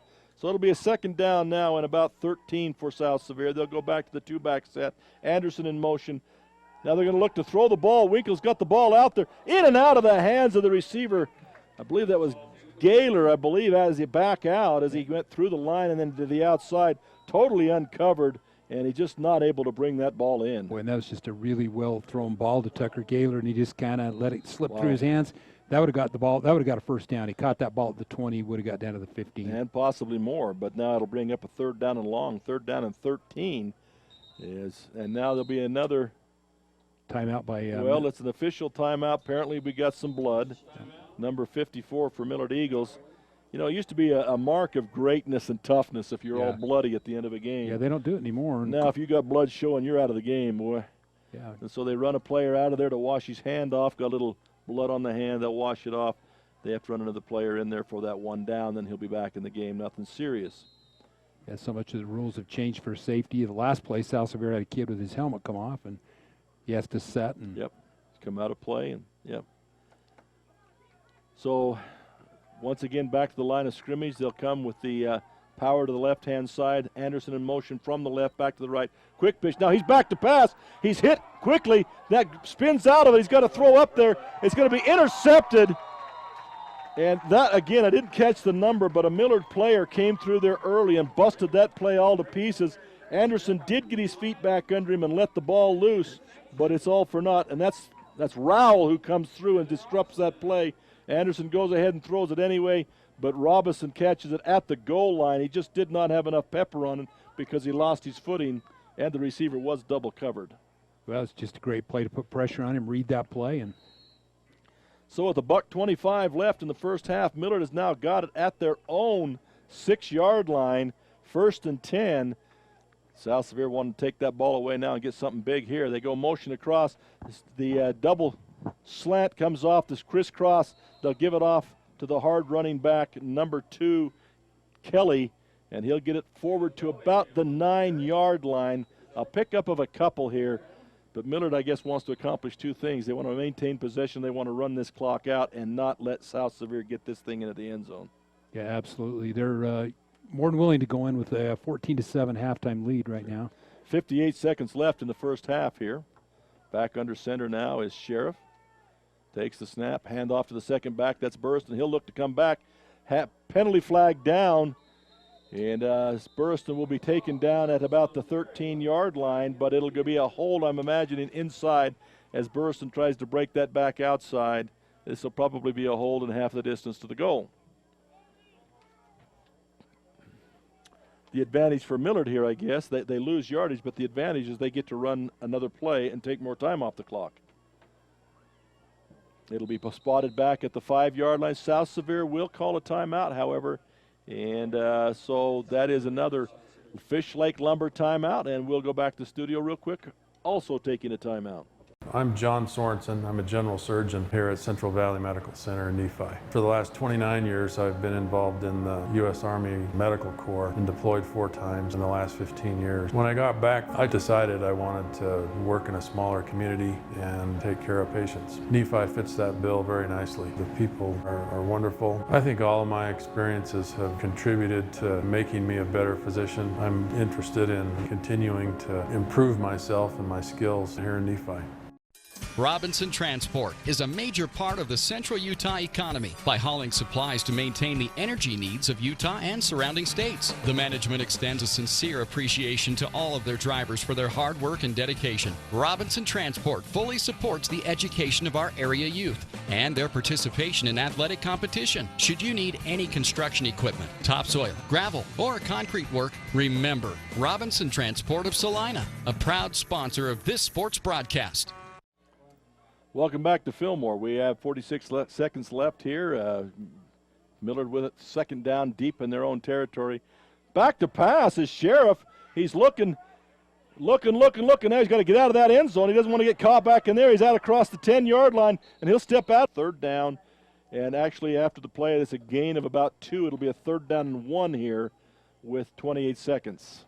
And again, Millard just trying to maintain possession and get time off this clock and go in at halftime with the 14-7 lead. They call that penalty when Yates Taylor comes in to make that tackle. Just got held there just a second. So they will come up with the I formation once again. Sheriff under center now. Snap the ball, hand off to the second back through. He can be smothered and taken down quickly. And South Sevier will quickly call a timeout, so they're playing for field position. It'll be a 4th down and about 5 for the Millard Eagles here. As that play is snuffed out immediately. They brought everybody to the house on that one and took him down quickly. And it'll be a 4th down now, and Millard will have to punt, and I think that's what South Sevier was after, because all sorts of things can happen on a punt. You know, you talk to officiating crews, they say that there's just so much happens, but, you know, they try to put on the block here. Well, yeah, I would think so. I think you come for the block. You come with the block, you get a block kick, hard. Take it in the end zone. You know, you're either going to get a touchdown or you're going to get a. Because even if you rough the kicker, yeah, you know, they maintain position, but they really got 80 down where yards they're to at, go. nothing lost. So, you know, it's easy from up here, folks. We It can is. sit here and figure out all sorts of wonderful things. It's a lot harder when you're down there and your back's against the wall and you're trying to figure out what to do. But exactly, that seems like the thing to do here is go for the block and take whatever happens. Well, they've got a little pressure, you know, Yeah. last couple times, so you got to keep that in the back of your head. Alcala will be taking the snap, and he's lined up right back at the goal line, and there's been some erratic snaps sometimes from the Millard Eagles too, so lots of crazy things can happen here. South Sevier is up on the line, and we'll see if they bring max pressure, and they do. They're all coming right at him. He does get the kick away, and it's going to hit about the 45-yard line. And again, I'm About the again a 41. firm believer that the backs have got to come up there and make those catches. Now, in that respect, nothing gained because it took a bounce in South Sevier's It did. favor. But I'm telling you, 9 out of 10 times, if you don't field that ball, you know, it goes the kicking team's way. And It's 10 or 15 extra yards just every come time. field that ball. If you got to call a fair catch, Sure. great, call it. Well, South Sevier will have it at the 47-yard line of Millard now. They got 47 yards to go in 16 seconds. Millard will probably put on some kind of a prevent defense here to make sure they don't get behind them. Be content to give them a few yards as long as they don't get big yards. And, you know, I don't think South Sevier's kicked a field goal this year. So, I mean, they're going for a touchdown here. Well, to try and maintain pace with them. Or at least get the ball down there, you know. And they've got the backs to do it, though. They're going to come out with a single setback. That's Gaylor. They'll put the other two in motion. Now they're going to put the big back across the formation in motion. Back to pass is Winkle. The pass is going to be way, way short. Picked off by Millard. They got some blockers out there. This is Wardle with the ball back across the midfield, back across the 40. He'll go out of bounds at about the 36-yard lines with 4 seconds left. That ball was so underthrown. There were no red jerseys anywhere in the area. Well, that was not a read. He was pre-decided he was going to go to that quick catch. Both receivers are headed downfield on post. I think there was a hand on that football there, Dennis, that looked like just a little bit. It was picked off by Wardle, and he comes back across the field, got some help there, finally hit and knocked out of bounds by number 34, Gaylord. Tucker Gaylord. And saves that touchdown. Gaylord did a good job because he took a pretty tough stiff arm that time on that return. Millard will have trips to the right side, the top side, and Sheriff will drop back to pass, looking to throw the ball deep. He's got a single receiver out. Across the middle is Marshall. Oh, and he catches the ball but goes down. He has to kind of jump for the ball. He goes down. He had a lane to the end zone, folks, but he doesn't get there. But a nice pass play down to the 5-yard line, and that'll be the end of the first half. Millard ahead 14-7. And we will be back in just a moment with the Jones and DeMille Engineering halftime show. You've seen Zions Bank's name at sporting events, performances, and fundraisers. We're just about everywhere. Your children and grandchildren see Zions' dedicated employees in their classroom, teaching them how to save. We do all this because we have skin in the game. We support South Central Utah because we live and work here too. So we're as committed to this community's future as you are. When it comes to choosing to bank at Zions, rest assured you're selecting a company dedicated to bringing value to South Central Utah's businesses, individuals, and families. ZionsBank.com, member FDIC. Millard County residents are accustomed to friendly service, quality grocery items, and convenient prices at Dwayne's Food Town in Fillmore. Stop in and discover for yourself the hometown service and attention that you deserve at Dwayne's Food Town in Fillmore. The living room. It's a great place to watch TV. Just like your backyard, break time at the office, or while on the go. Now you can watch TV everywhere. Call or visit Centricom.com to learn more. So wait, is he a physician or a dentist? He's both a physician and a dentist. Oh, okay, great. So I can go to him for fillings and this back pain that I've been having? Not exactly. Dr. James Barton is a board-certified specialist in oral and maxillofacial surgery. We've never had this type of specialty in the area, but now we won't have to travel so far for these services. Experience oral and facial surgery care in a whole new way with a state-of-the-art facility in Central Utah. Visit them online at richfieldoralsurgery.com or call them at 435-287-4455. Elevate Oral and Facial Surgery. At Farm Bureau, when we talk about protecting what matters most, we're not just talking about things with walls and things with wheels. We're talking about people, your family. Everything that's important to you is important to us. That's why our agents are ready to help protect your future and give you peace of mind today. Visit us online or just stop by to see how Farm Bureau agents make insurance simple. In Delta and Fillmore, contact Chad or Melanie to see how they make insurance simple. Since 1947, Barney Trucking in Salina has built a reputation of unparalleled customer service and satisfaction in the trucking industry. Barney Trucking in Salina is now hiring local drivers. If you're looking for a solid career in the trucking industry that has a positive working environment, join the big blue trucks of Barney Trucking. The job includes benefits, training, retirement, and requires a Class A CDL license and an endorsement for doubles and triples. To apply, go to barneytrucking.com or call 529-4422. That's 529-4422. The Intermountain Power Service Corporation is proud to bring you this presentation. IPSC is a community-minded company that contributes to our local schools, community organizations, and economy. The Intermountain Power Project consistently ranks among the best of America's coal-based power plants in reliability, cost-effectiveness, and environmental responsibility. Intermountain Power Service Corporation strives for perfection and is honored to be actively involved with Delta, Millard, and Juab High Schools.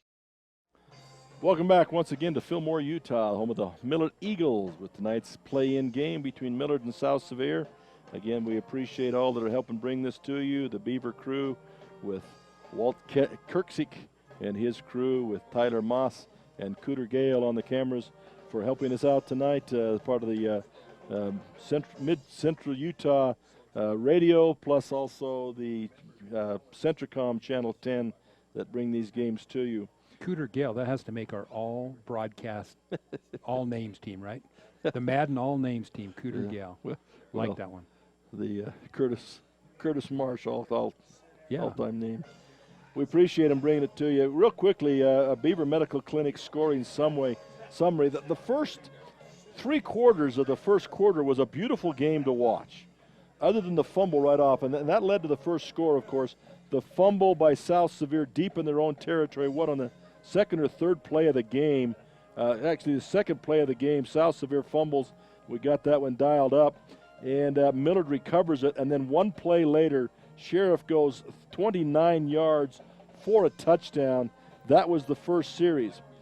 And right after that, then we have South Sevier, who just goes the length of the field with a beautiful drive and sticks it in the end zone, 7-7. Then Millard takes the ball, goes the length of the field, and scores a touchdown to go up to 14-7. And at that point, that's beautiful football. It was. South Sevier comes back on a 6-yard touchdown run from Tyson Chisholm. And all of those being dialed up on the replay. Chisholm gets a touchdown, then Burriston gets his touchdown.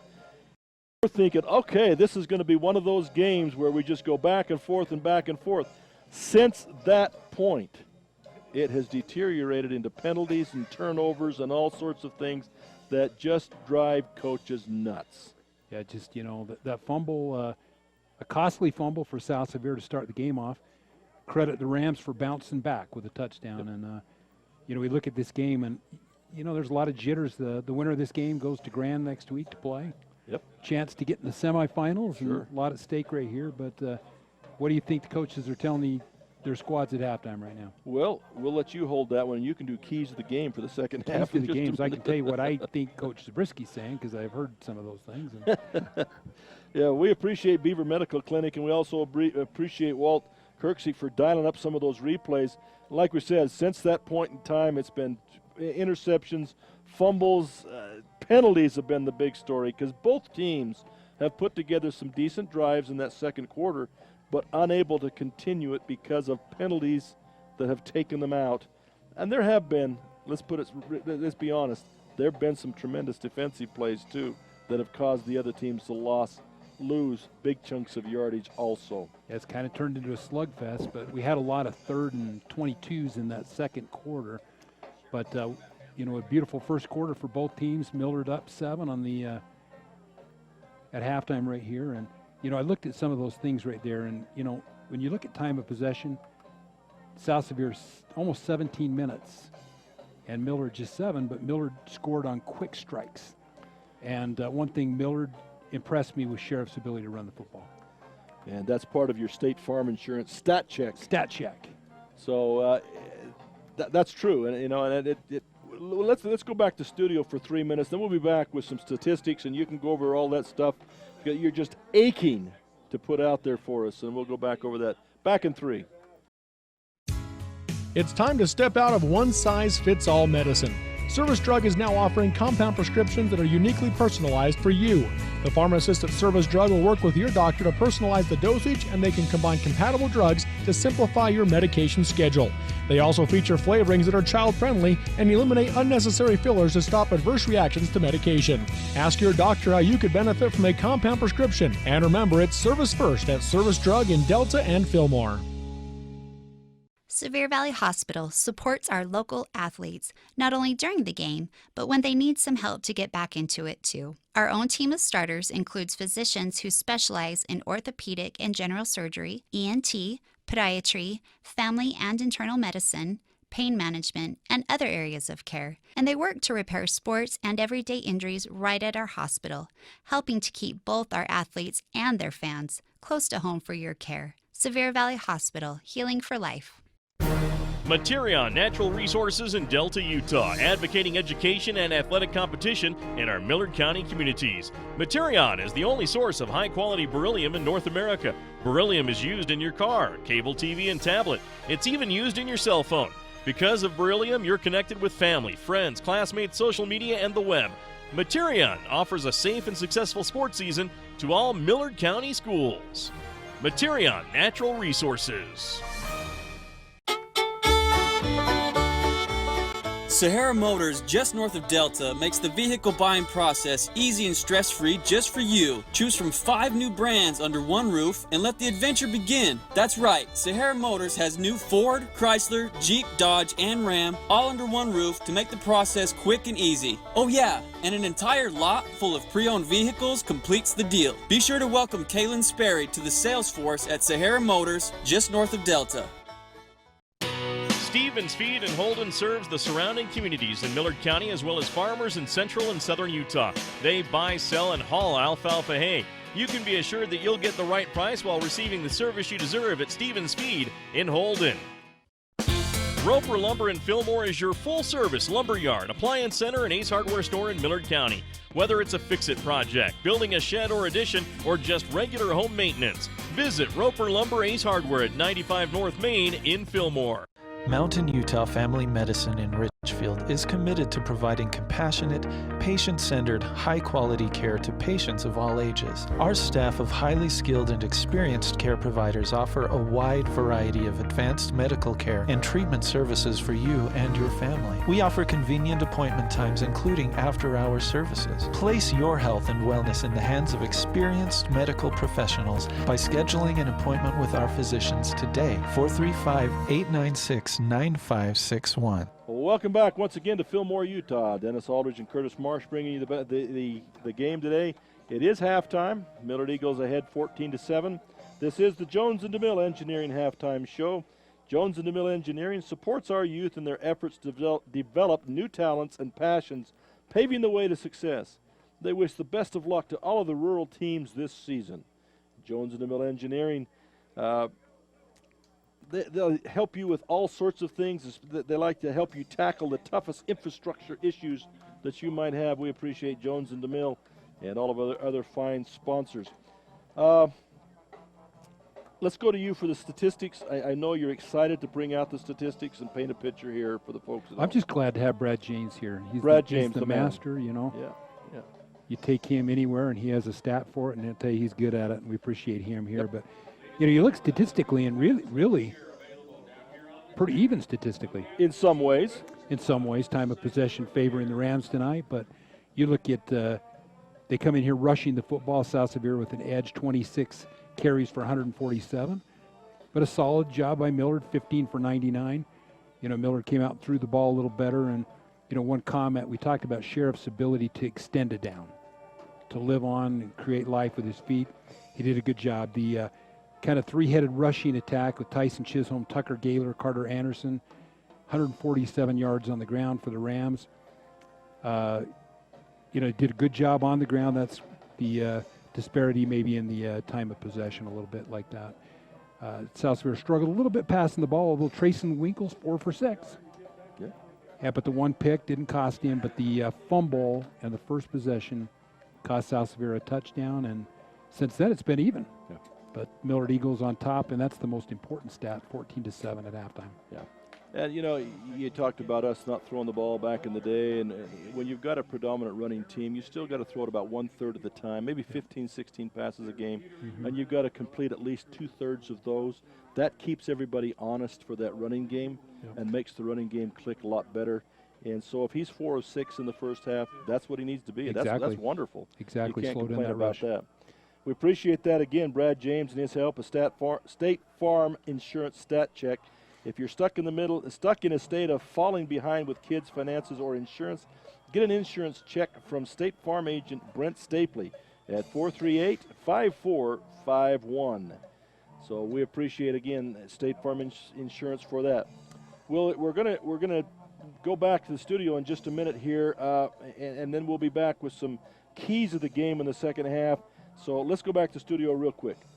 Smithfield Hog Production Division offers excellent career opportunities right here in our area. The Smithfield team offers great jobs with growth potential in all phases of animal production, starting at $10 per hour or more based on experience, leadership, and education. Smithfield's benefits include medical, dental, vision, 401k, life insurance, pension, education reimbursement, pay time off, and more. Visit smithfieldfoods.com/careers or call 435-387-6000. That's 387-6000. Smithfield, good food responsibly. Attention homeowners, local grant money is now available on a limited basis to make your home energy efficient with solar. True Energy Pros is a local company that's dedicated to helping their neighbors save money and possibly eliminate their power usage bill. Good credit is helpful, but options are available if yours is less than perfect. Time is running out, so take advantage of grants available along with an average of $9,000 in tax credits. True Energy Pros offers a free consultation and free installation. And right now, qualified applicants will get a $10 gift card to Carl's Jr. Call Clark at 896-3003. That's 896-3003.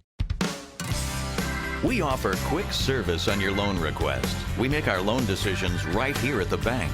You don't have to wait for an answer from some out-of-town loan committee. It's one of the advantages of banking with hometown people. You're independent, so are we. Utah Independent Bank, member FDIC. Hometown people, hometown spirit. Hometown people, hometown spirit. I'm Dr. Gordon Duvall, pediatrician at Central Valley Medical Center. I have always enjoyed working with children. Sometimes things can be scary, like if they're in an ambulance. So if I can help the child and talk to them in a way that helps them understand what's going on and why, that's a success right there. I feel like the best thing I can do is to give parents the education and resources that they need to give their child the best care. We're accepting new patients at Central Valley Medical Center, and we'll be excited to take care of your child.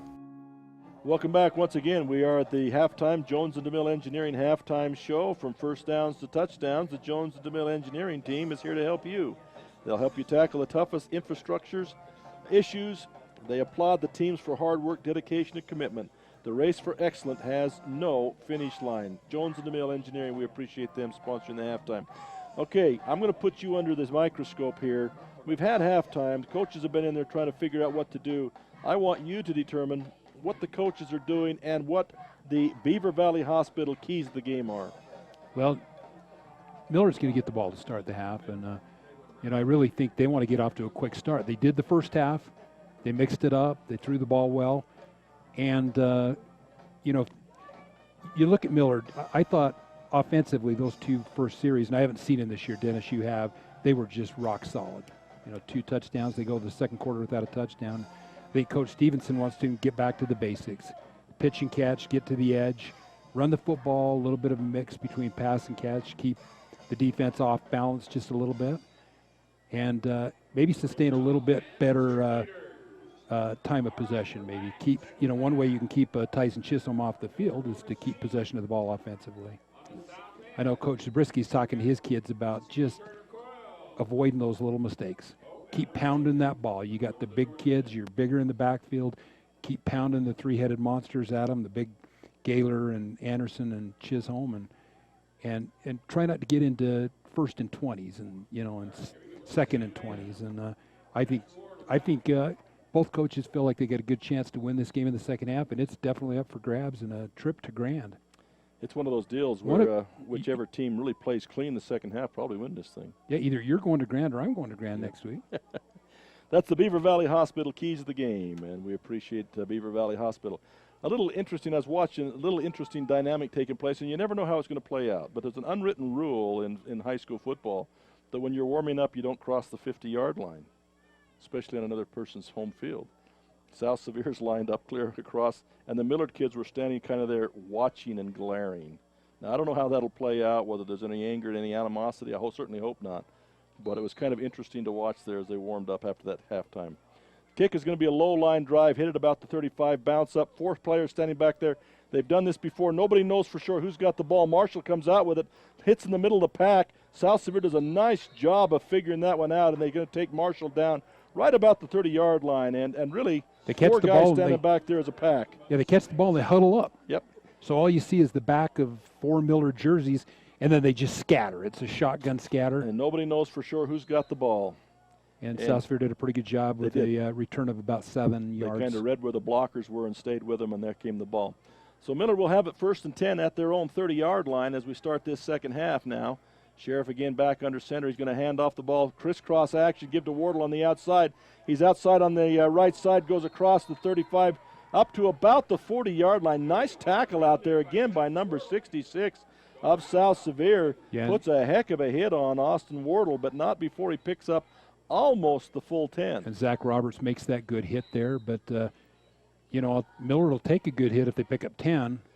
And it'll be second down. It looks like they're going to give him 9.5, so it'll be second down and a half yard at about just at the 40. They got to get just across the 40 for a first down. Sheriff under center, I formation, give to the first back, option to the outside to Kelly. Nice block out there. One man to beat, blocker with him. And then the pursuit finally gets back there with him, but that's a nice job by Kelly. A nice blocking on the outside by both the slot and the wide receiver. Yeah, Braxton Robbins comes in and makes a great tackle on the edge. We're going to watch it right here on replay. The Sheriff goes down, makes the pitch. He's forced to pitch, and there's just a great block on the edge. And then another block downfield by the receiver. And that'll give the 1st and 10 now to the Millard Eagles down inside South Sevier territory, clear down at the 34-yard line. 1st and 10. They'll go trips to the right-hand side now, the bottom side. And they're going to option action inside, going to give it off to Burstyn. I believe that is, and Burstyn's going to be hit immediately by the interior part of that South Sevier defense. Very little gain on the play for Burstyn, I believe. Yeah, it looks like they're going to give him about a half a yard, but great penetration that time on the defensive Good job. line. Get a little help from the linebackers and bring up a 2nd and 10, 2nd and 9. Again, Zach Roberts in the middle of that thing on that right-hand side, having a nice game tonight. And Zach's a nice player. Candidate for defensive player of the game, the Dairy Queen defensive player of the game if he keeps this up. Going to go crisscross action again. Wardle is forced deep once again. This time good penetration and get the number on that young man. Tyson Chisholm on a stunt. He breaks through untouched and destroys that crisscross play, driving the ball back to the 40-yard line. A loss of 6 on the play. Going to bring up a 3rd and 15. He just read that well. So Millard will have it at the 40-yard line now. It's 3rd down and 16 to go. South Sevier kind of looking over for that defensive signal. You talk about Zach Roberts, a pretty good junior kid that comes back next year for the Rams. Millard comes up now, trips to the top side, left-hand side. Sheriff in the shotgun, drops back to pass. Being pressured, he's going to kick out to the right-hand side.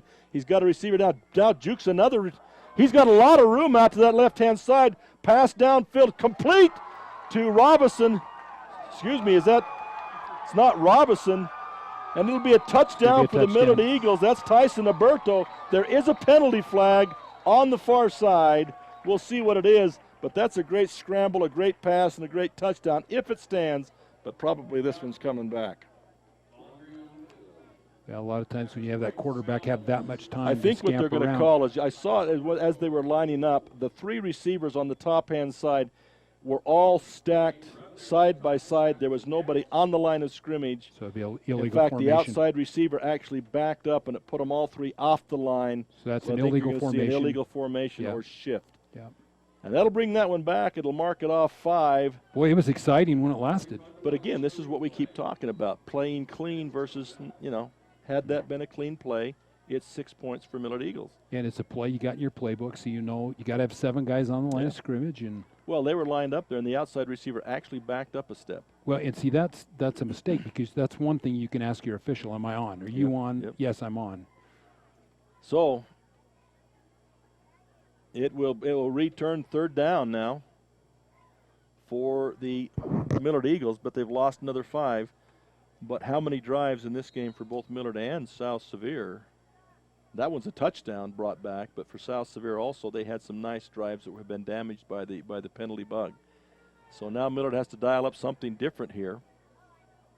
And, Sheriff had enough room to run for the first down. Yeah, I thought but he was gonna maintained run. his composure and threw a nice strike. I thought, he would run for 15, right? Yep. He had the edge. Same formation. This time they do have a receiver up on the line of scrimmage. Back to pass once again is Sheriff looking across the middle.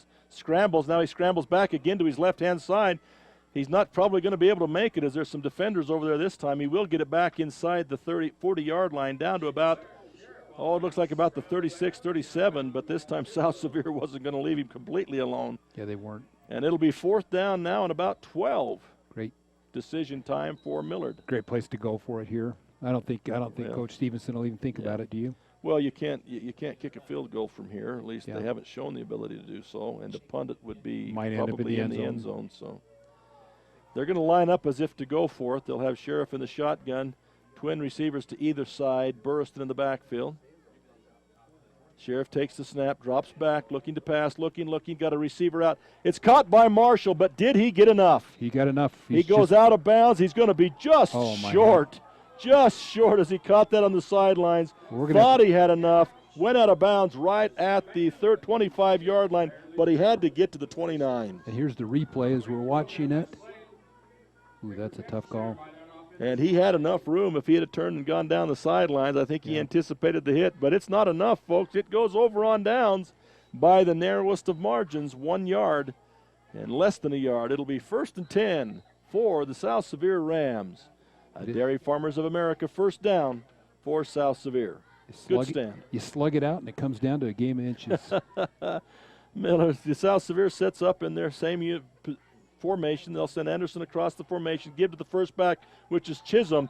Ooh, nothing going there. He's taken down immediately. Alaman involved in that tackle from his right end position, and also Whitaker, that right tackle. Yeah, no gain. Wow, that was immediate. There was nothing going there.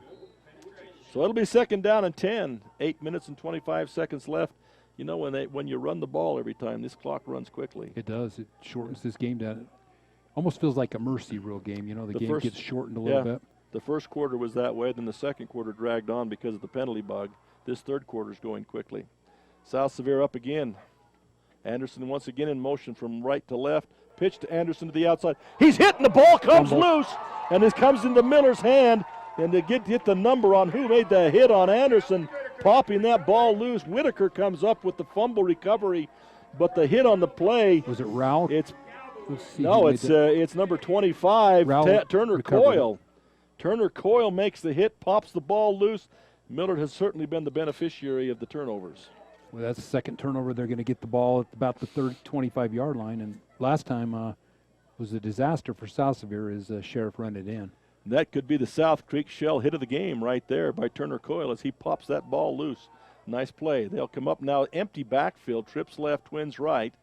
And now they're going to put Kelly in motion across. He's going to be bottled in, comes back to the right-hand side, making something out of nothing. Across the 20, down across the 15, out of bounds at about the 14-yard line. And boy, did he make something out of nothing there. Boy, he did. Ran all the way across the field to his left, reversed his course. I mean, he's all the way to the other side of the field. He comes back. He picks up kind of just enough of a block to get down to the 14. Even the quarterback throws a block there as he comes back against the grain. South Sevier read it perfectly, but just a great play coming back against the grain. And when your quarterback makes a block and they watch it in film, I'll tell you that brings a lot of respect. And it'll be a 1st down and 10 now inside the 15 at about the 14-yard line. I formation for the Millard Eagles.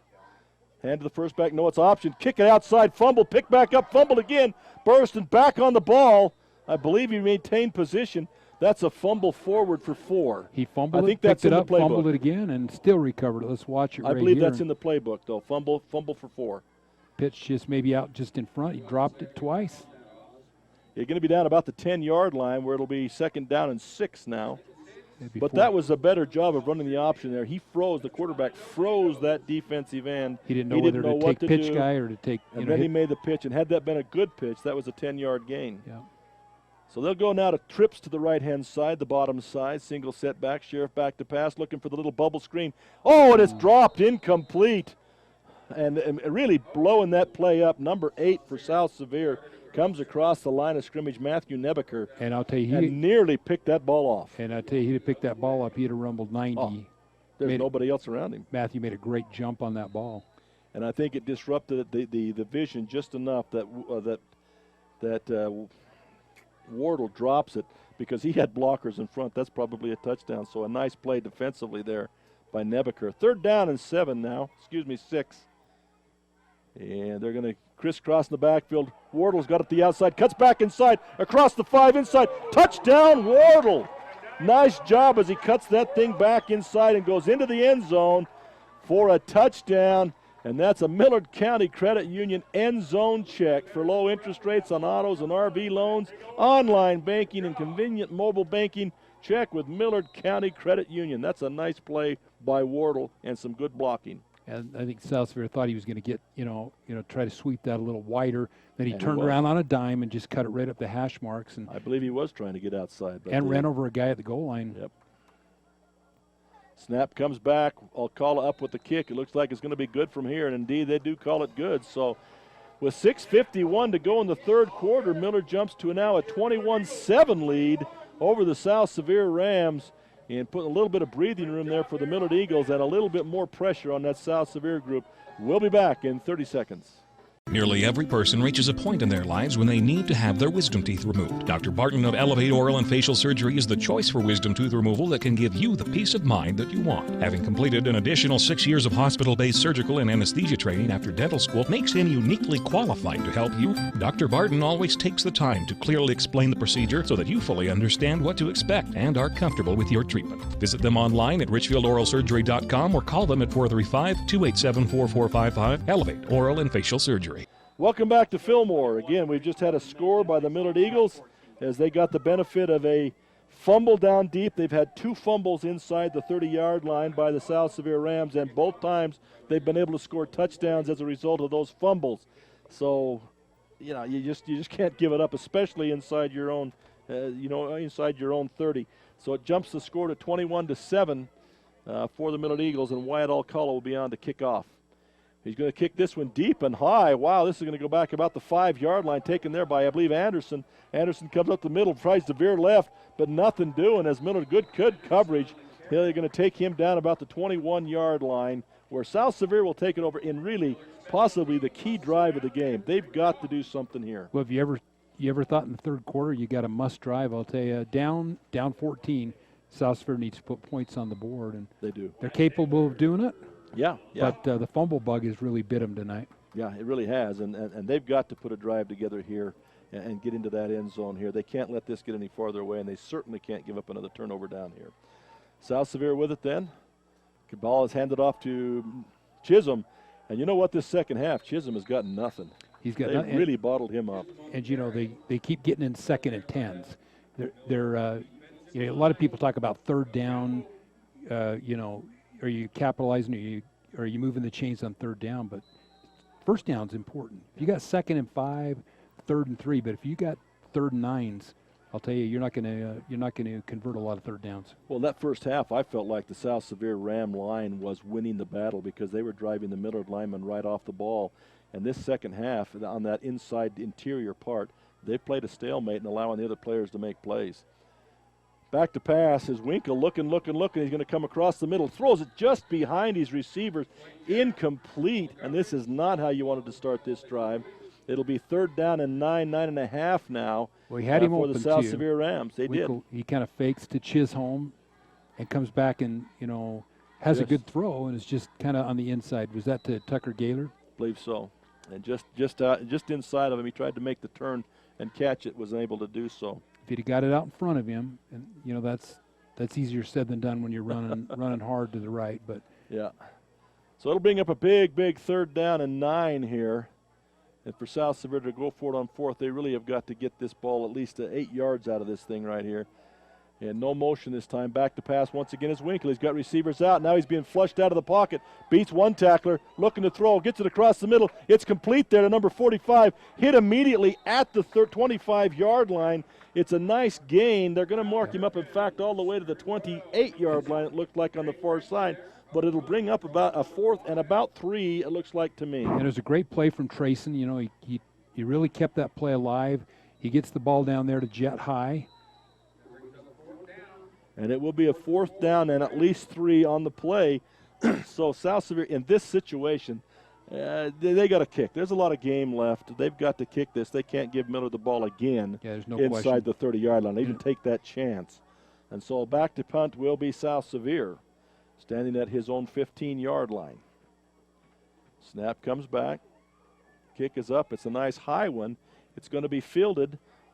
And Marshall runs in front of Kelly. I don't know what he was doing. It looked like he's trying to give him a high five. I don't know. It looked like he's Kelly drops the ball, but luckily falls on top of it. It looked like he was trying to pick the ball from a fair catch.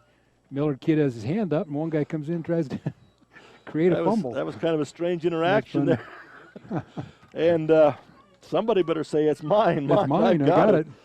Anyway, Millard's got it after kind of a weird situation there at the 40-yard line of their own 40 now. And they'll have it 1st and 10. And they'll come up again, the double receivers either way. Single setback. Sheriff fakes the handoff to one, goes to Kelly outside, trying to get that outside. He's not had a lot of success today getting out there. Beats one tackle, rolls off another tackler.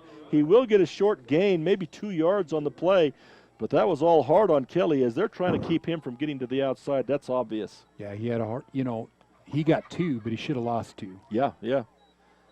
And South Sevier, other than early in the game, Kelly got a couple out there, nice runs out there, but the scouting book has been well played on him, and that's to keep him inside, make that end guy turn him back into the help. It'll be a 2nd down and 8 now, and that's a long 8. Snap comes back, bubble screen to the outside. Wardle's got it, got the edge. Now he's trying to cut back inside, hit by one man. Nice play by Anderson to beat the blocker and turn that back inside to help. So there is a gain, but it looked to be a big one, but because of Anderson, it's not much of a gain at all. Yeah, exactly.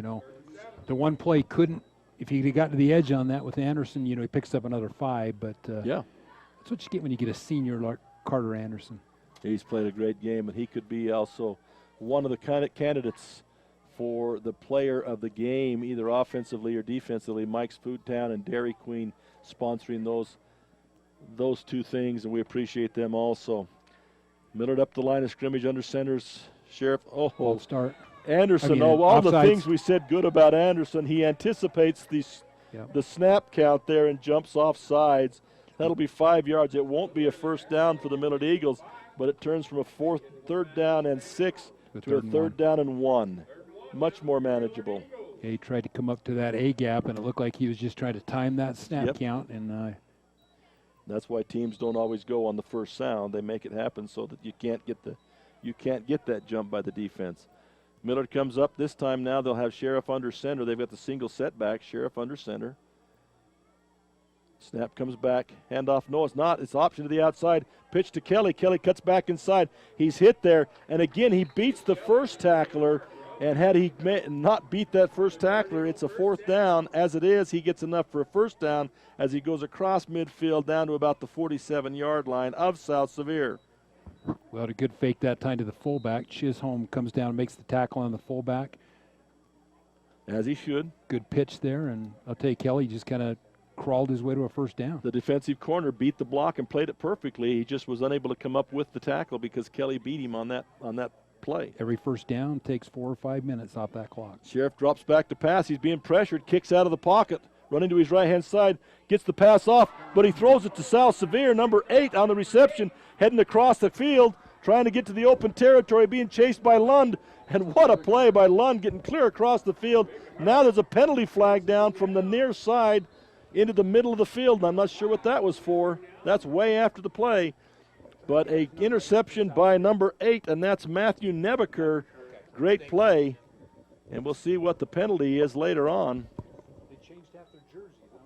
I'm not sure what the penalty was all about, but clear across the field goes Lund and makes the tackle. Well, Matthew Nebaker did a good job. We talked about it in the last possession. He almost made a pick. That time he did.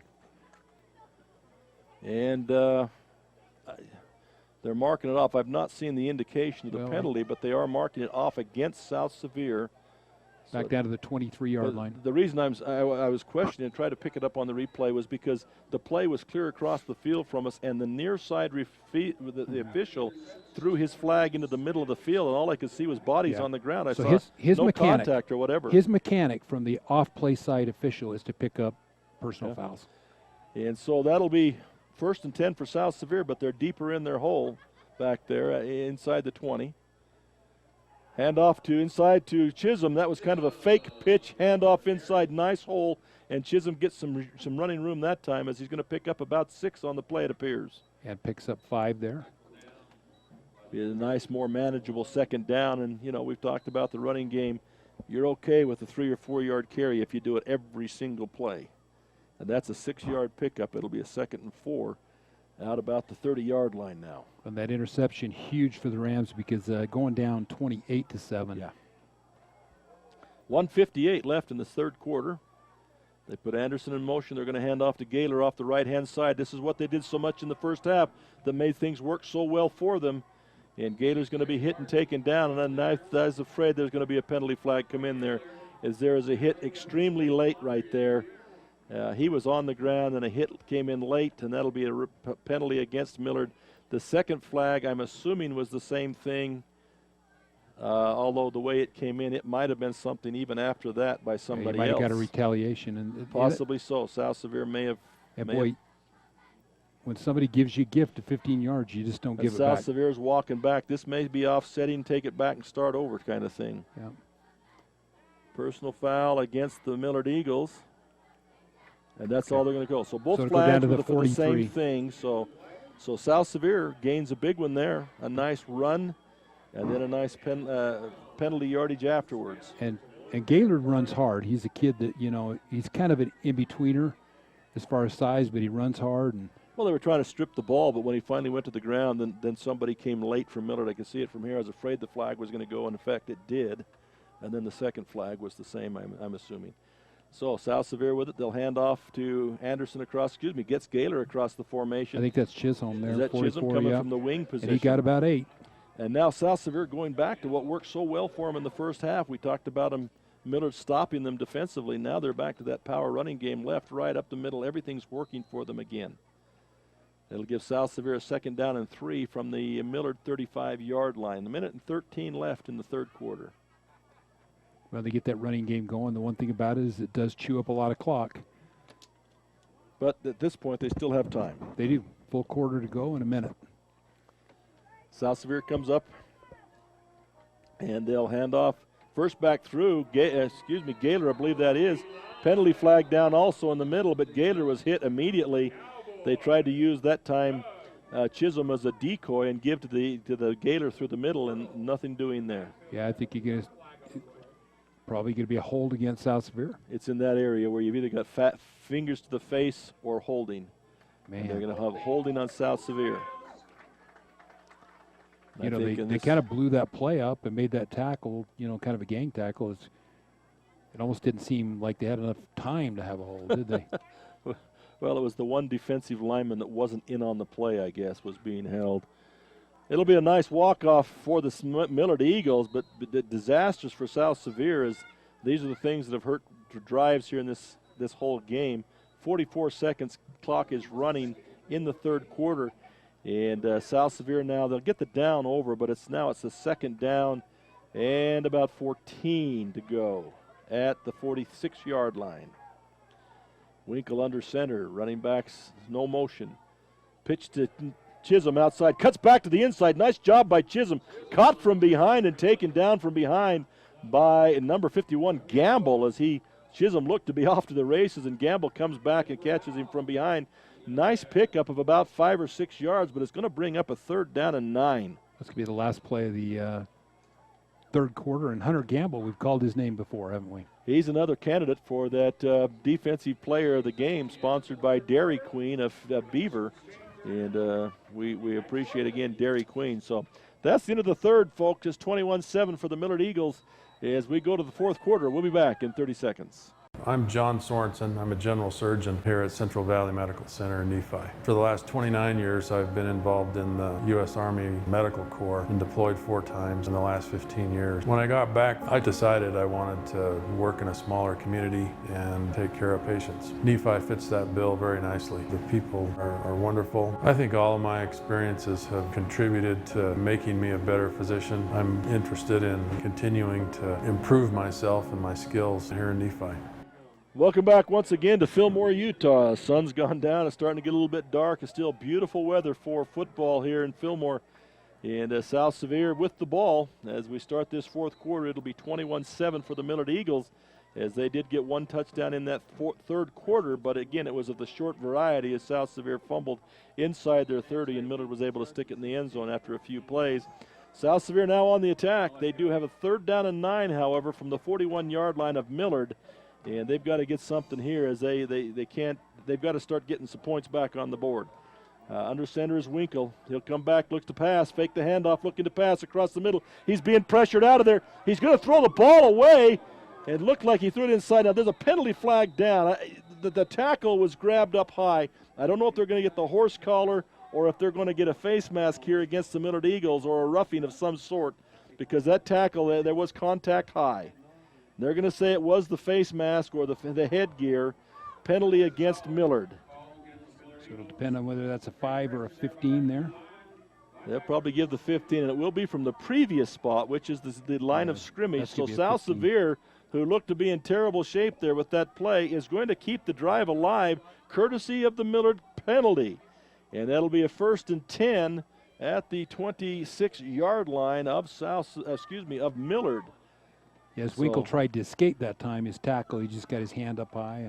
And I'm not sure the tackler needed to, because he had Winkle in a terrible spot right there. And just got a hold of the headgear. So South Sevier will start another 1st and 10. They'll send Anderson in motion across the formation. Hand back inside to Chisholm. Chisholm's going to be hit early and driven back by the interior part of that Millard defense. Those big boys up front, other than one play in the middle, have done a tremendous job. And that's Lund and Whitaker and Alemon and Perkins. Those big fellers up front, and also Rowell. This second half have done an admirable job inside. Yes, they have, and brings up a 2nd and 8. Time the ally of the Millard Eagles. Well, but with 2 touchdowns, I don't think. But you're down almost in that red zone. You're in you're the not, 19. You're not in terrible shape yet. If they can score on this possession. Absolutely. They're going to take. They're going to go trips to the right-hand side. They've got Chisholm up close. They're going to come with a reverse action to Chisholm back against the grain. Nothing doing. Chisholm's going to be taken down for no gain or possibly a loss. And if we can get the number on that defensive player, that looks to be. Still can't. He won't turn and give me his number. That's Hunter Gamble. Hunter Gamble from his middle linebacker position comes up and makes that play. That's the kind of leadership you get out of a senior, but this is a big play for South Sevier, 3rd and 10. I think they've spied Hunter Gamble on Chisholm everywhere he goes. I think that's his responsibility. If he goes to the restroom, I think Hunter Gamble will go with him. If he buys a hot dog, he's going to pay for it. But so they'll come back in the same formation, trips to the right-hand side, single setback, Winkle back, rolling to his right-hand side, looking back to his left-hand side. A bit of a screen there. It's complete. Gets away from one tackle. That's a nice job by Gaylor. And now there's another penalty flag down, and I think they're going to call a late hit. Looked like to me the other player just fell on top of the pile, but they're going to get the late hit here, I'm afraid. Well, and he did a good job running, because he got tripped up and then picked up an extra 3 or 4, which would have made the 4th down manageable. But be interesting to see on that if that was a hit on the replay, if that was a hit or whether he just kind of was stumbling forward and landed on top of the whole mess. It's going to be an advantage South Sevier either way. They're going to call the use of the helmet. Huh. Okay, they're going to call the headgear, leading with the head. So let's watch that. And that will be a big opportunity for South Sevier. The screen to Gaylor, and he spins out of the first tackle. Good play by Gaylor. Okay, it was not the player from behind. It was the player coming in from the wing. One of the defensive backs did lead with the head. Good call. I was looking at the other player, but that was the one coming in from the side. So it'll give South Sevier a 1st and goal now inside the 10 at about the 9-yard line. Great opportunity for South Sevier. Quick pitch to Chisholm going to the outside. He's got one man to beat. Tries to stiff leg his stiff arm, and there's a penalty flag come down. And I think it's going to be a hold on South Sevier on the edge. Is that a hold on South Sevier or something that Chisholm did? I think if you'd have cut that ball up. There's only Chisholm and the one player out there. I think if you'd have cut that ball upfield instead of kind of getting to the outside. I think so. And I think his blocker thought he was going to do that. And I think he needed to go upfield. I agree with you. I think he needed to turn and get upfield instead of trying to get to the outside. This is going to be called a hold against South Sevier. So boy, that'll be what a killer. You know, all those benefits that they were given from the Millard Eagles now. And there it was, clear up on the inside. He was grabbed and pulled inside. That was early on. The flag was just late. Okay, that makes more sense. So that's a mark off against South Sevier. They still have a 1st and goal, but now the 1st and goal is from the 22-yard line, not the 10-yard line. He didn't throw that ball till it's almost out of bounds. It makes you think the block's on the edge, but that was clean. It was inside. Yeah. But that they get 1st down again, but it's 1st and goal from the 22. 9 minutes and 46 seconds and counting, and now the time is starting to become an issue. Even though there's 9 minutes left, they back themselves up, and it takes extra plays to get in the end zone. Chisholm in motion across. Winkle's going to roll to his left. Throws it out there to Chisholm. Chisholm stops on a dime, tries to come back inside. That was a nice catch because he was preoccupied with the defenders and still made a one-handed catch and is able to get a few yards, but not very much. Yeah, as he comes in motion, kind of like in a jet sweep, a rocket pitch motion. He catches that with his left hand. Yeah. While he's looking at the defender, leaps over one, but is caught in midair and taken down. But the clock continues to run, 9:08. So it'll be 2nd down now for South Sevier. Like you said, 9 minutes on the clock. They do need to get to the line of scrimmage and out of the huddle a little quicker. They can still run their running game, but they've got to get out of the huddle quicker. Millard comes with an all-out blitz. They got people coming everywhere. Winkle is under duress. He tries to throw the ball, and they're going to call it an incomplete pass. He was going down and just got rid of it there. There's no receiver out there. There are no flags. This is not intentional grounding. They're going to call it an incomplete pass. And Winkle, he helped his team out a lick right there. Oh, man. He helps his team out a lick by getting rid of that ball when he did. Well, that could have been catastrophe right there. As it is, it'll bring up a 3rd and goal from the 20-yard line. What was a 1st and goal 2 plays ago? Well, still a goal. You still got to make turned goal. into a 3rd and goal. It's just a lot deeper. A lot farther out. So they'll send 2 receivers to the right-hand side, 2 to the right-hand side, single setback. They'll put Chisholm in motion. They'll give to the first back through, and there's nothing doing there. I think they tried to decoy with all the motion and tried to go inside thinking Millard would fly to the outside with Chisholm. Nothing doing. There'll be a gain of a couple there. It'll be 4th down and goal from the 17-yard line. They kind of ran that almost like a draw play, even though it wasn't a pass. Yeah. They're thinking, the motion's coming right with Chisholm. He's going to draw a crowd. Yeah, and the Millard, the interior part of that defensive line, which has been a strong point all year long for him, not fooled in the least that time. It'll be a 4th and goal, folks, from the 16-yard line for South Sevier. Back to pass, Winkle looking across the middle. Now he's going to go deep. The ball's a duck up there. It's going to be intercepted in the end zone by the Millard Eagles. Now they're going to say it's down. And really, you don't want to intercept that ball. On a 4th down, you get the ball clear back up here at the 26-yard line, 25. Although in this case, I guess the line of scrimmage was inside the 20.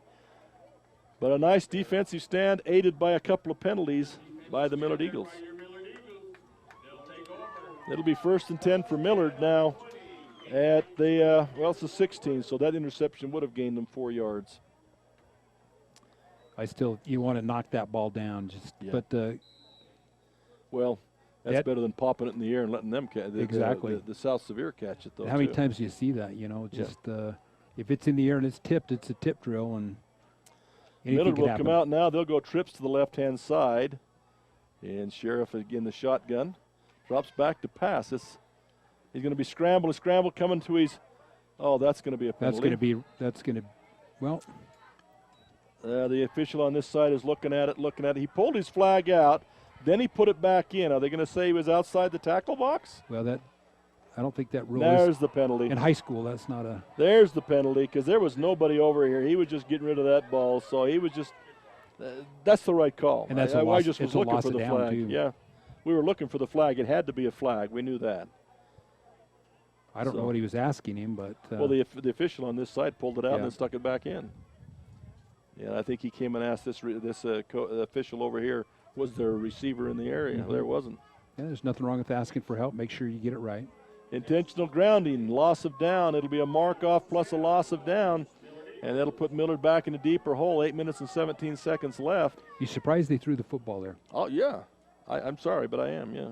Clock's an enemy to South Sevier right now. You want to, and now they've stopped it. So basically a timeout. Yeah. So that'll give Millard a first down. Loss of down. So it'll be 2nd down now. They're inside the 10 at the 9-yard line. It'll be a 2nd down and about 20 yards to go now. And Sheriff is under center. They run the option right. He's going to pitch it back. Nothing there, so the back comes back across the formation. Penalty flag comes out and down by the referee in the middle. And is this going to be a holding against Millard in here? We're raining flags at the moment right now. Going to be a block in the back against Millard as his linemen were trying to help him get loose. That was Kelly. It just could not get loose there. Let's see if we can watch that as Sheriff. In fact, I think that's Burstyn who came back against the grain. And, there was a block in the back right in front of the official. And that'll be even deeper for the Millard Eagles now. They're going to decline the penalty. They declined the penalty. It'll be 3rd down and 20. Smart by South Sevier. They declined the penalty. They don't need any more yardage back there. 3rd Especially down where and it's 20. half the distance to the goal, Millard be wise now to get whatever they can out of this play, run this play, get what they can, and then punt it. Across the formation, they'll give off to ball is on the ground. And it'll be recovered by Wardle as everything going wrong for Millard right here. And South Sevier just missing golden opportunities as that ball is on the ground at the 2-yard line. Wardle gets back on it. It'll be 4th down and a whole bunch from the 2-yard line and a difficult place to punt from. Tough place. But, taking a safety right here is not the end of the earth, because take 2 and then you bring it out to the 20 and kick it. It's still 2 touchdowns, even if you do take the safety here. You don't want one blocked. Snap is back, and South Sevier comes for the block, not able to get it. Nice punt, gets away, hits at the 40, rolls out to the 50, picked up there at the 50, and Gaylor's going to try and run it back. He's going to get a few yards back. Excuse me, that's not Gaylor. That's number 24 for South Sevier. And we don't have his. And I don't have a 24 on the roster here. And so, anyway, a nice play as 24 picks it up and actually gets about 6 yards back. Well, you look at that, that's a net gain for Millard because you're kicking from your back end zone. Yep. If you can get the ball out of the 45-yard line, that's a That's what they had to do. You'd take that, right? You bet. So now they put it back on the shoulders of that defense, and we're counting down time. We're at 7:28 now, and you're right, South Sevier.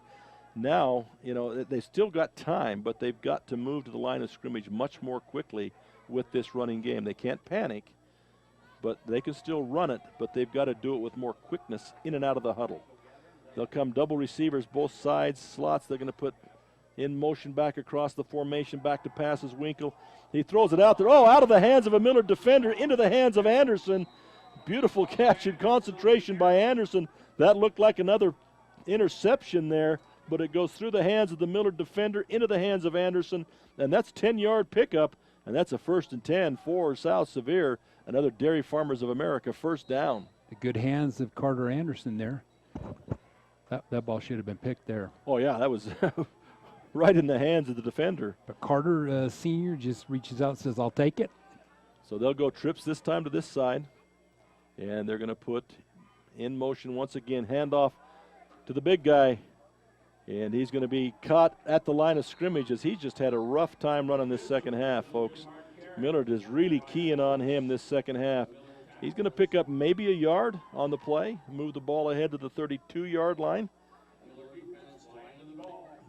Bring it up a 2nd and 8, but Chisholm had some fun in the first half, but this second half has been brutal on him. They're getting out of that huddle a little quicker right now. As they need to do. 2nd down and 9 now. Chisholm, Anderson, both this side, back to passes. Winkle being pressured immediately. Ball goes into the end. They're going to say he caught that. No, it's incomplete. Nice effort. And really, Winkle getting that loose with somebody right up in his rib cage really did, and but threw that was the ball right in the ground. That was the pressure for Millard. And getting that ball, if he'd gotten that ball into Anderson's hand, they kind of ran a clearing pattern, and he cut back up underneath out of the trips formation, and he had some running room there. That would have been interesting. Yeah, South Sevier, the back read the the blitz coming in. He just didn't make the block. And so that'll put South Sevier now in a 3rd down and 9. And we just got word that number 24 for South Sevier is Carson Moore. Carson Moore, 24. And we appreciate Robert Lovell, one of our broadcasters on that. Handoff to the first back through. He's going to be hit again. And on 3rd down, they seem to like that play where they run Chisholm across the formation. They've got Anderson out in the flat. And then they run back inside with Gaylor back inside. Like you said, kind of like a draw. Yeah, they're going to bring up a 4th and 9 right here. Gain of 1 on the play. It'll be 4th and 8 now. And you got to think the game's on the line right now for the Rams. They need to convert this to 4th and 8. They've got to go for it. 5 minutes and 50 seconds left. It's counting down, folks. South Sevier's got to come up big right here. They'll again run Chisholm and Anderson to the right-hand side in the slot. Quick bubble screen to the outside. Falls incomplete. And, oh, boy, what a pass intended out there for number 14, Cooper Hesse. And he had blockers. He had both Anderson and Chisholm blocking inside, and he was going to cut in behind him. But the pass just off his hand. It was actually, the ball was thrown to the spot that he began, but he had stepped back to receive it. Just miscommunication. And Millard will take over, 1st and 10. Under 6 minutes now. A trip to Grand High School for the winner of this game tonight. And who wouldn't want to make that trip? Well, that's a beautiful trip. Moab is just a beautiful place. It is, once you get there. And if you can get to the playoffs, you'd go just about anywhere to play, wouldn't you? Across the formation, they're going to hand off to Kelly, and he's hit immediately. He does get a few yards out of it, or 1, but he was hit immediately. on that play. Yeah, South Sevier did a good job kind of just sniffing that out, stuffing it out. Well, you think South Sevier now has the advantage of knowing that probably Millard's not going to throw this football, so they're going to commit extra players to the line of scrimmage and try and take this away. Yep. They do have 3 timeouts left. They would like to save them if possible, as long as they possibly can. Millard now is the one that will take their time in and out of the huddle. And they'll come to the line of scrimmage, a 2nd and 8 now, I formation, under center, the sheriff, the quarterback.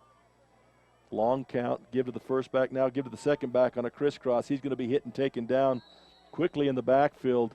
Nice play in the backfield there by number 59, I believe, for South Sevier, Stephen Checketts. He blew that play up immediately as he got good penetration. Did not get the tackle, but he resulted. The play was bad because of what he did. Checketts, a senior, along with Preston Mills on the tackle before. So that'll be 3rd down now. More importantly for the Millard side is the clock. They could care less, I guess, about the total yards at this point as long as they take time off. 3rd down now. And Wardle is 5 yards downfield. Unfortunately, the ball has not yet been snapped. I think that's a penalty. Well, they had 2 guys jump. They had the tackle on that right side, and he was protecting Wardle. He drew him off. He drew his own guy off, but we usually don't call it out, but we call out names of people. Oh, we don't call players. Nobody knows who that guy is, but, right? But once in a while you can have fun with it. Unfortunately, we only call them when they hold, right? Yeah. 3rd down now and 12 for the Millard Eagles. Back to pass is Sheriff. Looking to the right-hand side. He's got Wardle across the middle. Breaks the tackle. He's loose in the secondary. He's going to be across midfield, down across the 45. Wow, if you're going to throw, make it a good one. And he did right there as Wardle is able to get that ball across midfield. 1st and 10. Millard will retain possession at the South Sevier 44-yard line. He just threw a dart right there, and then he eluded 2 tacklers, broke a tackle, gets down into the finally brought down by Matthew Nebekert. He's played a good game for South Sevier today, a sophomore. He did. There was a player right there as the ball was being received, but he was able to slip right through the hands there. And nice play by, again, senior to senior right there for the Millard Eagles. 3 minutes and 50 seconds now. Millard will come up. Single setback still. Little screen out to the outside. You got Robinson with it down the sideline. He breaks through. Nice block. Chisholm with a nice touchdown saving play. And Chisholm shows his speed there as he comes from his middle linebacker. Really comes a long way and saves that touchdown. Great block on the outside by Wardle to spring Robinson loose. Well, they run trips. He just steps back. He gets his other 2 receivers, make a good block, and he went right down that sideline and stayed in bounds. Yeah. Chisholm, what a play by Chisholm. Yeah. As he comes from the middle linebacker spot and runs a long ways, good angle to make that play. Boy, he scores without that tackle. But 15-yard line, 14-yard line now, 1st and 10 for the Millard Eagles. And if things hadn't been worse as far as time was concerned, now Millard threatening to score again on top of everything else. They're going to send Jackson Wardle in motion. They're going to hand off to Kelly back on the other side. Breaks a tackle, cuts to the inside and then out. He's going to get down to about the 10-yard line. Stays in bounds, I believe. It'll be 2nd down and 5 at about the 10-yard line. Now there'll be a timeout called by South Sevier. Tackled there by Carter Anderson. And again, another Fish Lake Lumber timeout, and we'll go back to studio for 30 seconds.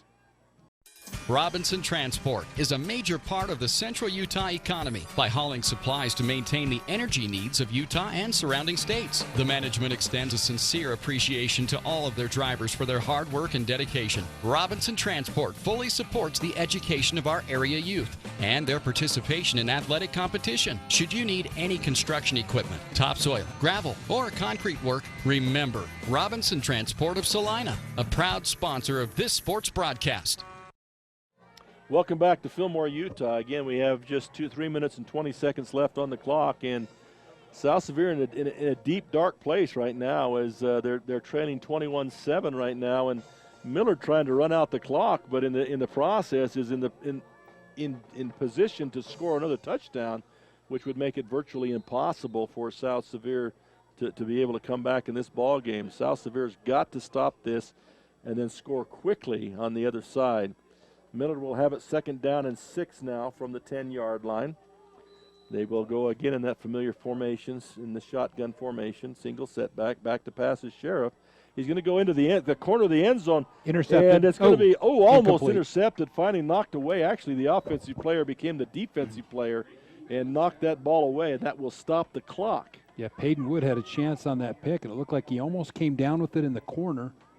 He got good inside position, and really he had the ball, and Marshall of Millard had to knock the ball away from that to save the interception. Boy, that would have given new life yeah. to South Sevier right there. That's the play they needed to really get this thing turned around.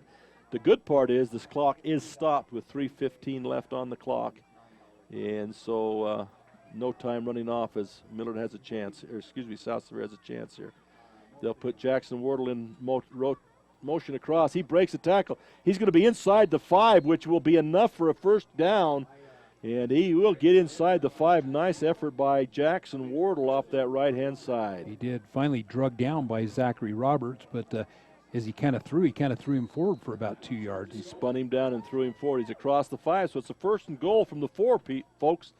And again, it's not that Millard needs the points, but, you know, the time is an issue. And the clock is moving under 3 minutes now in the game. He's not going to snap that ball till he sees that back judge come up with the count. Not if he's wise. That's what they're told to do, and that's what he's going to snap it as he starts the count. He gives it off, and there's no going there. South Sevier, penalty flag down. Imagine that. In the middle, you would assume a hold here. We'll wait to see what the call is. Millard begins the walk backwards. But again, for Millard, the touchdown's not important. They get to run more plays this way, and they want to run plays to take time off the clock. Take that ball out to about the 14-yard line. And they will mark it back to about the 14-yard line where it will remain first down. Clock will begin now as the referee winds it at 2:40. Stay tuned afterwards, folks. We'll have the Sunrise Engineering post-game show. Again, these folks, Snow College, the pregame show, Jones and DeMille Engineering, the halftime, and then we'll have the Sunrise Engineering post-game show and some statistics and players of the game and things like that. Back to the action now. Sheriff back to pass, drops back, looking left. He scrambles out of the pocket. He's on the run now, headed to the sideline. He'll be taken down at about the 12-yard line. A bit of a pickup. Okay, they're going to call timeout Millard. Yeah, and Tyson Chisholm, you see that athleticism in him defensively as he can run, as he runs him down. But I don't know why you'd want to take a timeout there. Okay, he turned around and went the other way. The official signaled timeout Millard. I'm thinking, why? But now he turns around and signals timeout South Sevier, I believe now. He was just turned around. Yeah. So that will be a timeout. Let's go back to the studio for a quick 30-second timeout once again. You've seen Zions Bank's name at sporting events, performances, and fundraisers. We're just about everywhere. Your children and grandchildren see Zions dedicated employees in their classroom, teaching them how to save. We do all this because we have skin in the game. We support South Central Utah because we live and work here too. So we're as committed to this community's future as you are. When it comes to choosing to bank at Zions, rest assured you're selecting a company dedicated to bringing value to South Central Utah's businesses, individuals, and families. ZionsBank.com, member FDIC. Welcome back to Fillmore, Utah. We appreciate you being with us tonight. And I'll turn it over just a minute to Curtis Marsh for just a second. Well, we got 2 minutes and 10 seconds. The Sheriff takes the snap in shotgun. He's going to throw. He's run out of the pocket. He's going to throw. He's run out of bounds. Unfortunately for Millard, he does get out of bounds as South Sevier is able to corral him and get him towards the sideline. The one place he didn't want to get was out of bounds, but he did to stop the clock at 2:04.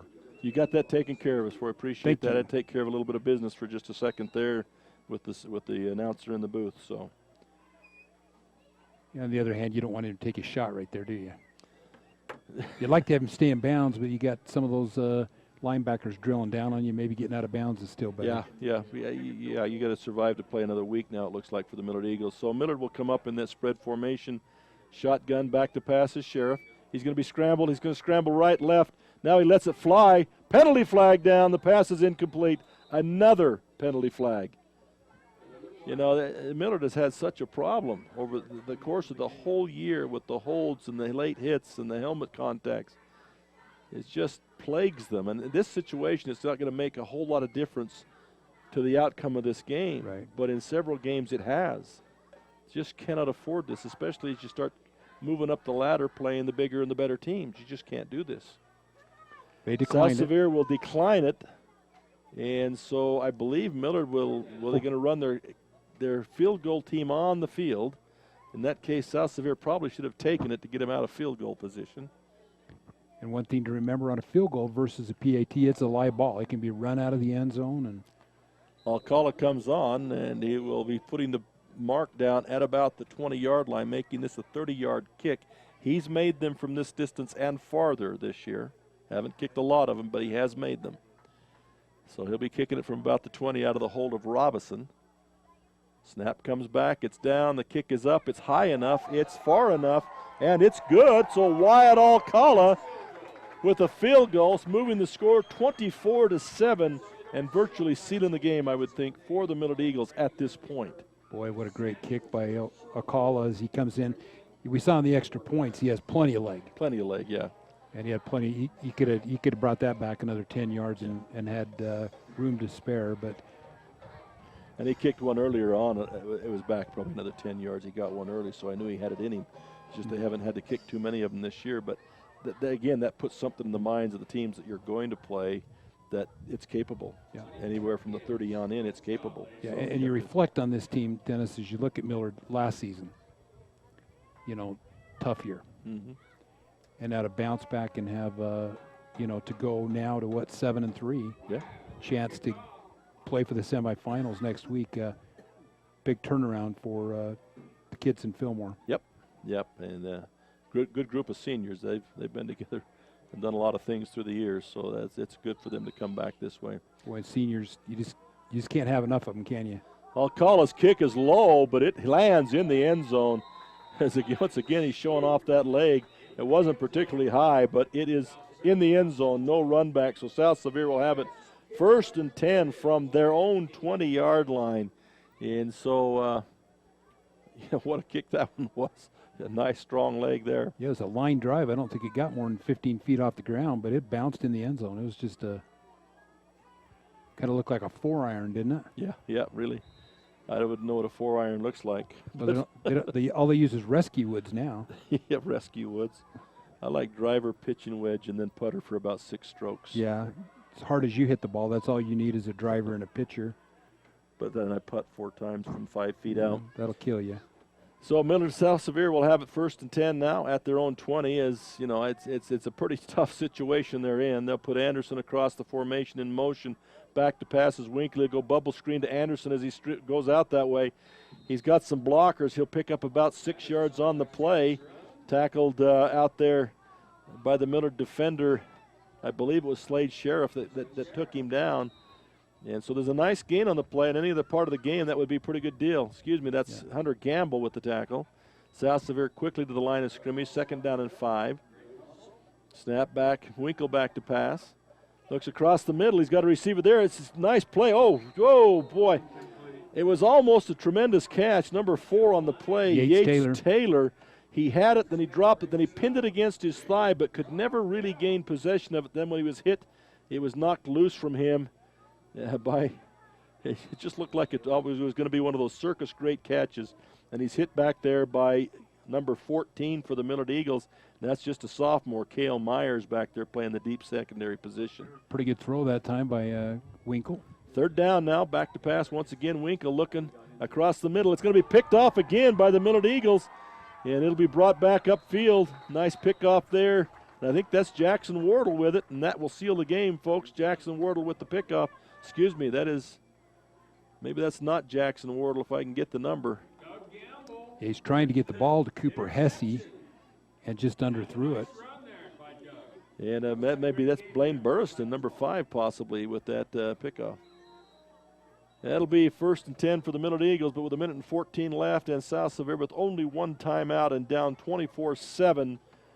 It's just a matter of a couple of plays and then it's over, I believe. South Sevier can stop at 1 time, but with a couple of kneel downs by Millard, that should be it. And they've got number 14 Myers in the quarterback, kind of a JV group. Hand off in the backfield, run off the left-hand side, and they're going to move it ahead. This is kind of the JV group out there now. Number 26 on the carry for the Millard Eagles, and number 26 is not on Well, it's a smart move. You don't want to see a kid get hurt, you know. Not on this roster down that the we line, have but- here, because you got some younger kids playing in these jerseys. Probably haven't worn these much this year, and so I'm not sure who that was carrying on the play. But Cale Myers is at quarterback. And bring him back to the line of scrimmage once again in the I formation. Slot left. Hand off to the first back through this time off that right-hand side. He gets bumped around a little bit. He's going to get a bit of a gain. Yeah, finally Back, drug he'll down. move back almost to a first down. He'll be inside the 20 at the 19-yard line. And that may be the last play. Finally tackled by Tyson Chisholm. And Dennis, if you don't mind, let me recognize these seniors for Sure. South Sevier who are playing their last game tonight. And that is Hayden Payne, number 12, coming down to Carter Anderson, who played a great game tonight. And alongside of him, Preston Mills is a senior, Stephen Checkis is a senior, Mason Scougard is a senior. And not a lot of seniors, but they've done a great job here at South Sevier, and congratulations on finishing their high school career, not with the game they wanted to win, but represented their school well. Well, and you're right. The seniors, you know, they go out kind of with their heads hung down, but the way this team from South Sevier finished this year and the youth that they've got coming back, next year could be a wonderful year for South Sevier. We would hope them the best in that as they now prepare for other sports in their school year. But a nice showing here tonight. This game was never out of reach until the very, very end of that thing. The last half of the fourth quarter finally got out of reach for them. But well, the 2 fumbles, costly. Yeah. Oh, You yeah, know, that's and- 14 points there. 14 of the 24 points right there on 2 fumbles. But for the Millard Eagles, they live to play next week. And do we got a time?